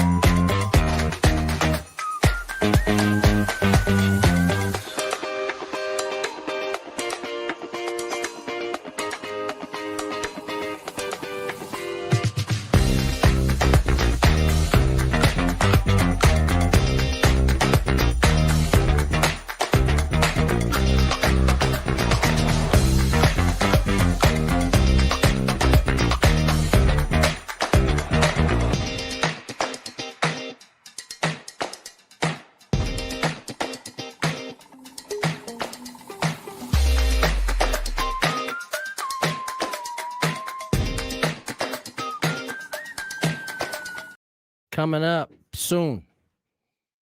5:30-ish. I'd have the dial turned on at 5:30. You never know. It's coming there shortly thereafter. I know that. Yep. Tony Gwynn Jr., Matt Skraby, Ryan Lindley will join us shortly.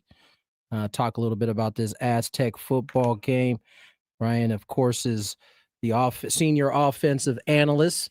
Get a little breakdown on what that actually is as well.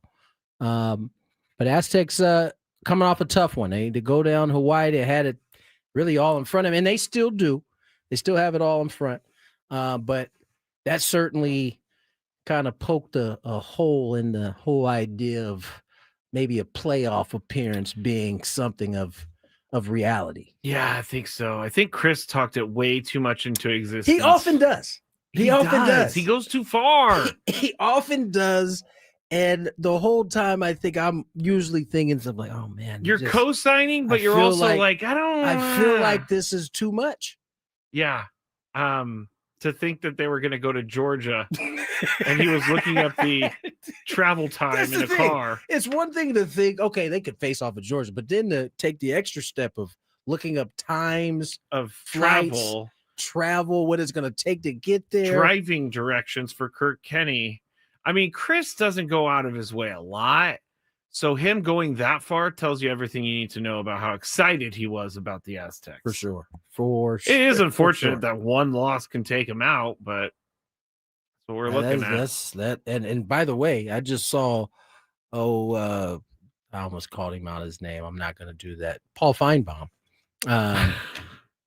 He was up here like preaching about how we shouldn't even be allowing a South Florida to be the 12th seed. Should just be the best teams out there. Forget the way we've set it up. He's probably not the only person of that thought. Well, he's an SEC apologist. He's soon to be not even be involved in sports. He's on his way out of that. Yeah, he's going to be in politics. He's going to be a politician, which seems to suit him very well. He does have the look of a politician. He really, really does. But yeah, soon that will kind of take care of itself. But Aztecs again will take on Boise State this weekend. Game still in front of them. Really, the rest of the season still in front of them as we get ready to take on Boise State. All right, well, Ryan Lindley joins us here on the Gwynn and Chris Hotline. Ryan, how are you, my friend? I'm great, man. Happy to be with you guys. Sorry, I got band practice and walking by your own stopping grounds here with the baseball stadium in the background. So fired up here midweek of the prep and ready to go this weekend. Guys, coming off a tough one out in Hawaii, you got a quick turnaround in terms of having to refocus really fast. Boise State on the other end of this. What do you think went against the Aztecs in that last game against Hawaii? You know, it's kind of the perfect storm is probably too cheesy to use, but it's really, you know, the weather kind of went south on us, obviously. Now it's sad to say just because there's a little bit of rain, but it's just kind of things that piled up, you know, one after the other. And you look at it, you know, like on offense, particularly, you know, for us, it's like, hey, when you're in the red zone, you want to get more touchdowns and field goals, you know, and obviously if we convert the 2 field goal tries that we had and turn those into touchdowns, and we're not looking at a 21-6 game and it's 21-14 and you still feel like you're in it, you know, you're not panicking down multiple scores. And I think we kind of just let those things stack up on us in a tough environment, and credit to those guys. I think just in a way they came out with a little bit more passion to play, and we got caught on our heels and, you know, had a tough lesson that we had to learn the hard way. Ryan Lindley joins us, and Ryan is the senior offensive analyst for San Diego State. Ryan, could you explain your role in terms of that, and what does that actually mean? Yeah, I mean, it kind of it's kind of like general manager or anything else. There's a lot of new terms that everybody has on a right. on a football staff. So, you know, for me, when Coach Lewis came on, like I want to be here. I want to be in San Diego. So that was kind of the terms that we kind of began our relationship on. And obviously not knowing me, he kind of just said, hey, I'd love to have you help out on the offense. I just don't know where. So we came across the senior offensive analyst as a term. And, you know, since then it really worked out that the NCAA passed a rule that analysts could actually coach on the field. It used to be kind of hey, you work in the shadows and do your own thing and kind of help out, consult. And, since that became a rule since last year, I've really just been coaching the tight ends and take that group on as my own, and it's been a ton of fun. Like obviously, I work pretty tightly with Mike Schmidt, our offensive line coach, who I played with here. So it's been a lot of fun to work with and grow that group the last couple of years. Let's talk a little bit of the offensive line, because it's probably the unsung heroes of the season this year. They have done a great job for the most part of keeping Denegal upright and allowing that offense to flourish. As the season has gone along, what are the types of things that you guys have been focused in on to try to help, continue to get better? Yeah, I think, you look at just week in and week out at that spot, our tight ends kind of consider ourselves, partial members of that group at the line of scrimmage that, we just want to be able to control the game to make sure that our playmakers, like you said, starting with the quarterback and then obviously the skill positions after that, the running backs and the receivers, are able to go make plays. So you kind of look at, hey, if we can control the tempo, if we can dictate terms on the line of scrimmage, obviously we can do what we want everywhere else on the field. And really looking back, like with our guys and those groups in particular and us as coaches, like this is one of those games where we really look back, and probably one of the, one or two here this year, obviously in a good season where, we probably didn't do our best job. We didn't put our best foot forward. So the guys are taking that on the chin, I think used it as motivation this week and put in a good week of prep here so far. Ryan, you mentioned on week to week, I would surmise is just kind of a similar message every week. Want to win the line of scrimmage, but I would imagine week to week, that's not always an easy message to deliver. How do you have to change it up to kind of keep these guys fresh and keep these guys wanting to keep pushing forward? Yeah, one thing I think that's key for me that I've kind of, I think with, and I don't want to sound like the old man yelling at the wind, but in this generation, you got to keep things fresh, but you're right. Like we can go in and we can say, and really there are keys to a game, just like any other sport, there's basic foundations and fundamentals that you want to check those boxes every week to give yourself the best chance to win.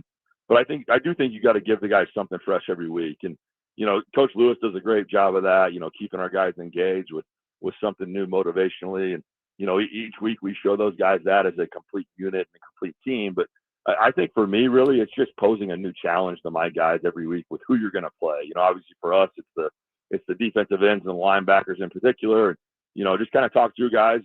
And for me, just kind of looking back at competitor, like, usually if you like doing this thing and you want to be successful and you like competing, like I try to build our guys up, man. We're playing the best guys we're going to see all year every week, and even that at some point they look through that and they see that. But I think our guys truly have looked at it. And the competition that we play, obviously with Boise State up next, being last year's CFP members here in the Mountain West Conference, like the guys know it. They know that they're playing a high caliber of opponent. Ideally, we're ramped up to put in the week of preparation we need to put our best foot forward Saturday. Talking to Ryan Lindley, senior offensive analyst for the Aztecs football team here on 97.3 The Fan. And I'm not going to ask you to give me prices on tickets, but obviously the lack of, sometimes fans being in the stadium is something that we have talked about. How do you prepare your team, or do you guys even talk about it at all? Because I would think that it would be a little bit more difficult to play a home game without all of the home fans, but you this year have been able to do it. So what, as a team, how do you tackle that? Yeah, a core foundation for our program is to control the controllable. So first and foremost, like you said, hey, I'm not in control of that, so it's not for me to comment on one way or the other. But also, yeah, our guys notice it, and I think just to brush off it and not talk about it would be doing a disservice, and to kind of not respect their intelligence from that standpoint too as young men. So to talk about it to me, and I really look back in my own career here. I mean, I grew up in the Q where we had 12,000 people at a Halloween weekend game, and I got to see my parents up in the Loge level, got to wave to them because they were about the only people you see at the game. But and so I've been there, and I've told our guys that I've been there and I've seen it. And for me, and taking pride in this program as a hometown guy, like the only thing I saw fit to do was like, hey, yeah, we were a 2-10 team, and that was what we were going to get for a 2-10 product. And the biggest thing I tell our guys is like, hey, we got to go out. We got to control our 1/11th, our job each and every week to make sure that we go win football games and put out something that's fun to go see. So keeping our guys focused on that. And obviously, from that standpoint forward, I think we're doing what we can and taking some strides with the people that do control, the ticketing and those other things to make sure that we put as many guys in the seats as we can. And I'm looking forward, hopefully, that some things that they've done this week and can get our stadium a little more full than it's been the rest of the season. Ryan, last one from me. Boise State coming up here this weekend. What are some of the keys that you guys are looking to hit on in order to get this victory and set yourself up well moving forward? Yeah, I'll speak mainly from the offensive side for us. And them on defense, they bring back a lot of returning starters. Obviously, some continuity for them. The head coach, the defensive guy, really good coach. The coordinator's been there now for a couple of years, and they run a good scheme and they know it. You can tell they got some guys that have some pelts on the wall and they definitely have some good leadership on the defensive side. They run to the football. They play hard. They're talented. So, for our guys, like the main thing for me is obviously, you got a high level of competition you got to play. But with those kind of teams, man, it's so much about fundamentals and finish to me. So, we're going to have some different things we dial up to obviously try to put our guys in the best positions, and that's our job as coaches. But I think the main thing is telling our guys, like, hey, you got to outwork them, because, when a team's like that and they're fast and they're physical, like, you guys got to make sure you don't get outworked. And that comes between your fundamentals and how you finish each play whistle to whistle. So, really the basic stuff for our guys. And outside of that is obviously just making sure, hey, knowing what they're going to do, when they're going to do it, putting our guys in the best situation possible. But I don't think there's some 110% formula or something special. When you go play a team like Boise State, you just got to put your hard hat on and get ready to go to work for 4 full quarters, because they're gonna bring theirs and do the same. Well, the Aztecs have been brilliant at putting their hard hat on really all season long. Ryan, appreciate your time, man, coming on, spending some time with us. Good luck this weekend, and we'll look to talk again soon. I look forward to it. Next time we got to get a little Padres free agency talk. I kind of Jamie lulled me into this thing thinking we were going to talk a little Padres off. Well, let me ask you next time, okay? We got one for you. Go ahead, Squid. Yeah. What are you thinking in the starting pitching arena? Should they go after guys like Framber Valdez, or what do you think the team needs to improve on? Well, listen, I'm just fired up. Joe Musgrove is going to be taking the mound. Yeah, sure. We all are next year. I'm an East County guy, so the Foothillers a double whammy for me as the hometown hero. But you listen. I see pitching as like the simple mind in me of now just a simple fan. Like, hey, we got to be good up front, just like you got to be good up the middle in baseball, right? Yes, so indeed. I think if we can go out and get a guy that you can trust every fifth day is going to go put 6-7 strong innings out there. He is probably worth the price that we're going to have to pay at the parking lot or wherever else it is. Down in Texas. So I am all for it. I know AJ Preller, if he's got a way, if there's a will and there's a way, he's going to find it. So fired up for them coming up this next year. Not only is Ryan an offensive analyst in the football arena, he knows a little something about baseball as well, man. Ryan, appreciate your time, man. Thanks for coming on. Awesome. Yeah, talk to you guys soon. Ryan Lindley, senior offensive analyst for the Aztecs. Let's step away, get to break. When we come back, Mark Ziegler, we had earlier. We had him earlier. To talk Aztec basketball. You'll hear from him again. More Gwynn and Chris.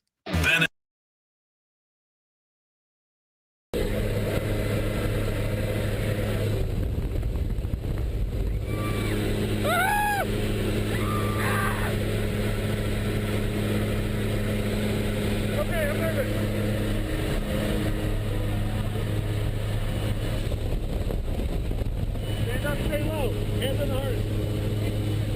Stay low.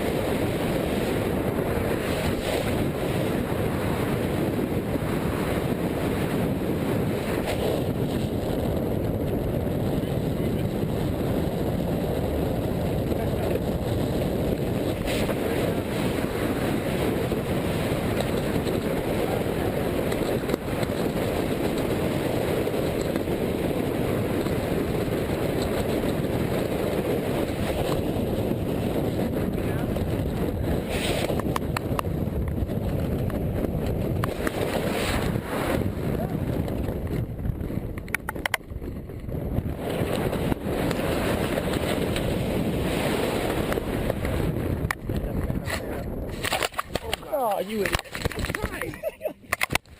Typical tandem student right there. I tried.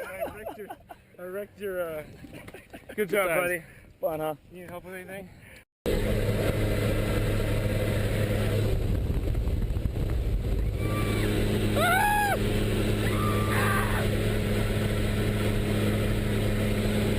Okay, I'm nervous.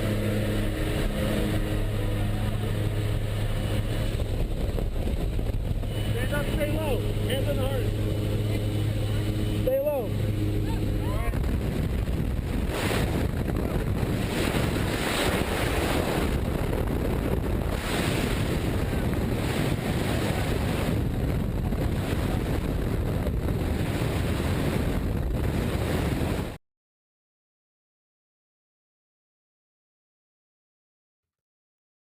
.537, last segment of the happy hour. Tony Gwynn Jr., Matt Skraby. Mark Ziegler joined us earlier. You'll get to hear from him in a sec. But before we get to that, congratulations to today's biggest fan, Tyler Vendora of O-Side. Give us a call within the next 10 minutes at 833-288-0973, and you'll qualify for our grand prize. 20 tickets for you and your friends for a night in our Odyssey Suite at a Padres game with all of the fan staff later this season. Remember to register your name at 973thefansd.com/biggest fan. Traffic, then Ziegler. Name one more time. I'm sorry. Tyler Vendor. Okay. You've got about 9 minutes. I'm feeling good. 833-288-0973. Here's traffic, then Mark Ziegler. 5-5, get Ross Traffic Center, protecting San Diego after accidents or injury. Here's Kelly Danick. Traffic is brought to you by the San Diego District Attorney's Office. A number of problems on our roads this time around. Crash on eastbound 8 near the 15. It's blocking the right lane. Also have a crash on westbound 8, clearing up right around Severn. Further east on the 8, just past Lake Jennings, there is a collision, not showing if lanes are blocked. Traveling on southbound 125 before the 8, there is a collision involving several vehicles. It's in the center divide, North 5 coastline, an accident before Carlsbad Village Drive, vehicle facing the wrong way in the center divide. Workers' comp fraud costs us all. Fake claims and premium scams drain $34 billion a year. That means nearly $1,000 more per worker and higher prices for everyone. Workers' comp fraud hurts us all. See it, report it, stop it. Learn more at SanDiegoDA.com. I'm Kelly Danick with Gwynn and Chris, San Diego's #1 sports station, 97.3 The Fan. Mark, how are you, my friend? Thanks for joining us. I'm doing great. Magoon Guas, 6 months of load management. yeah, exactly. There's a lot of this is guys who are actually injured at this point. Mark, big milestone for Dutch over the weekend, 200 wins on the season. I don't know if people really understand how big that number is. Yeah, and again, okay, so there are a lot of guys out there who won 200, but he did it in 268 games, right? Which is just insane. And it took him a little bit over 8 seasons. It would have been 8 had he not had a couple seasons shortened by the pandemic. And he's number 25 on the all-time list, I think. There's some pretty impressive names on there like Mark Few. But this is a guy, and we talked about this before, in his first year until like the last 2-3 weeks of the season, people are like, oh no, is this really the guy? Is he not really Steve Fisher? And no one's saying that anymore because he won 6 straight to close that season and went to the NCAA tournament. And then a couple years later, he's 30-2, and then a couple years after that, he's in the national championship game, and he falls out with the Sweet 16. And now he might have as good a team as he's ever had. So I think his the body of work speaks for itself. No doubt about it. He has certainly been a part of the change of culture here at San Diego State and has continued it on his own. Mark Ziegler joins us here, Union Tribune, and Mark, Aztecs off to a 2-0 start.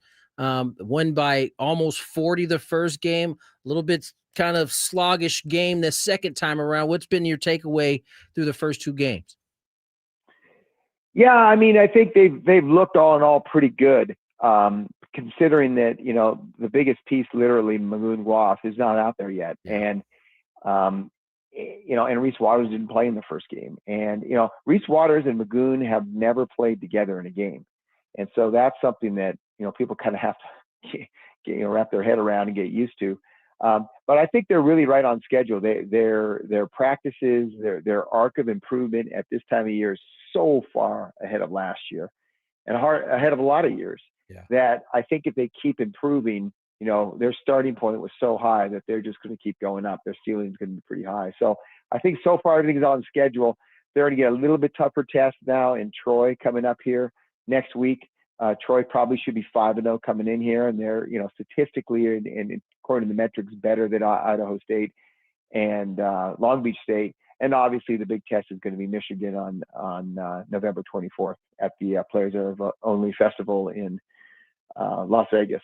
Yeah, the schedule only starts to get a little bit tougher. Mark, Miles Heide has stood out to me through the first couple of games. His energy kind of sparked it in the first game. It kind of got them rolling. Was this the kind of expectation that the Aztecs had for him when the season started? Yeah, the thing that people have to remember is big guys take longer to develop. Yeah. And he was a big guy.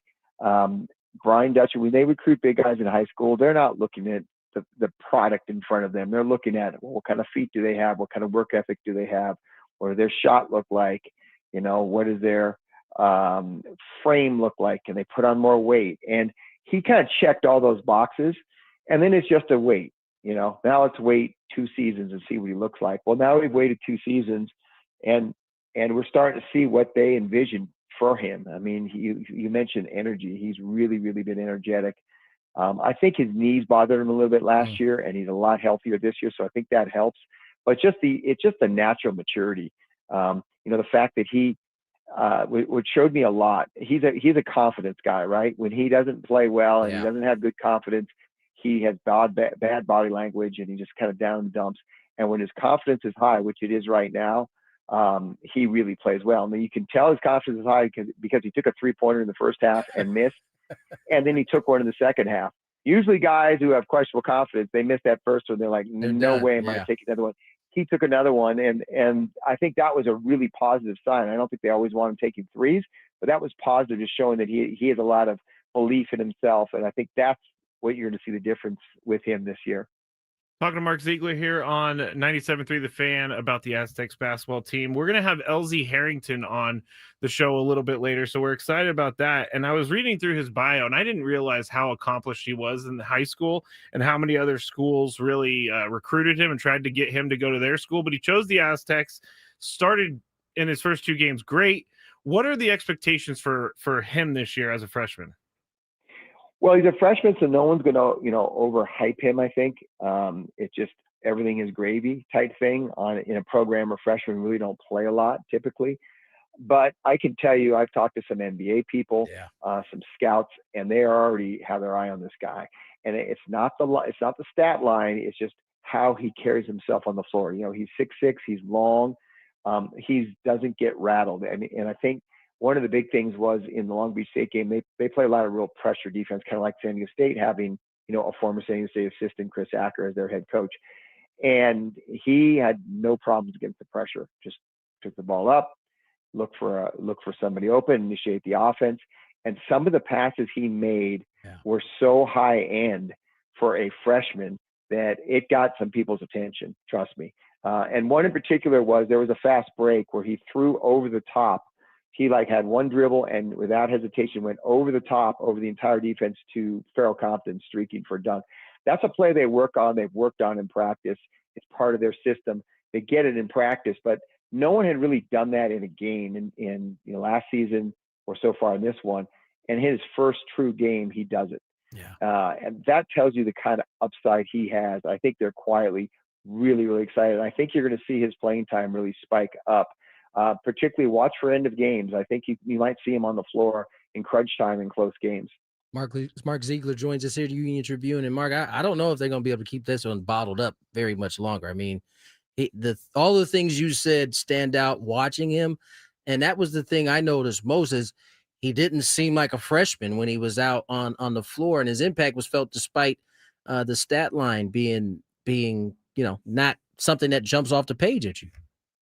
Yeah. Let me turn this answer around into a question to you. You've seen a lot of pro athletes, right? You know what a pro looks like, just regardless of the sport. When you watch him, do you see just the way he carries himself, the way he sees the floor, or the way he goes about his business? Does that just scream pro to you? It does. The fluidity in which he moves on the floor. It's like the perfect pace to get up and down. I was impressed watching. I'm looking forward to talking to him when he comes on a little later on. One of the things you wrote about, Mark, in your most recent article was the pick and pop was giving the Aztecs a little bit of trouble. And Dutch, to no one's surprise, was like, good. This is exactly what we needed to happen. That was interesting watching a team that really dominated that game defensively struggle with that piece of it in the second half. Yeah, and there's a couple parts of this. First of all, Looney, their coach, Ryan Looney, who was at Point Loma Nazarene, took Point Loma Nazarene to the national championship game in 2019, is a really, really good, underrated coach. He's one of those guys that, no one really pays much attention to him because he's maybe one of the toughest jobs in the country. They don't win a ton. They finished 4th place last year, which was in the Big Sky, which is like the best they've finished in 35 years. I mean, that's how hard the job is. And so no one really pays attention to him, but he's a really, really good coach, and little subtleties in his offense and the way he puts it together. And he made an adjustment at halftime that really exposed San Diego State. But as you pointed out, Brian Dutch was like, oh, this is great because we need to work on it. We need to see it on film. We need to get exposed. And they got exposed without losing the game. But that's part of like the when I talk about how this team has sort of progressed at a much higher rate, faster rate than some of the previous ones, that's part of it. I mean, in each game they played this year, whether it was UCLA, whether it was USD in the exhibitions, then Long Beach State, and then Idaho State, there's been something with their defense that hasn't been quite right. And then they had to work on it, improved it in practice, and came back and were better at it.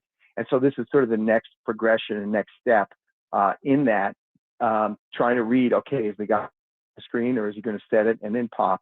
What do we do? And they do two different things based on that read. And so seeing it in a live game, now being able to, put it to practice for 9 days, I suspect they'll be way better at that against Troy.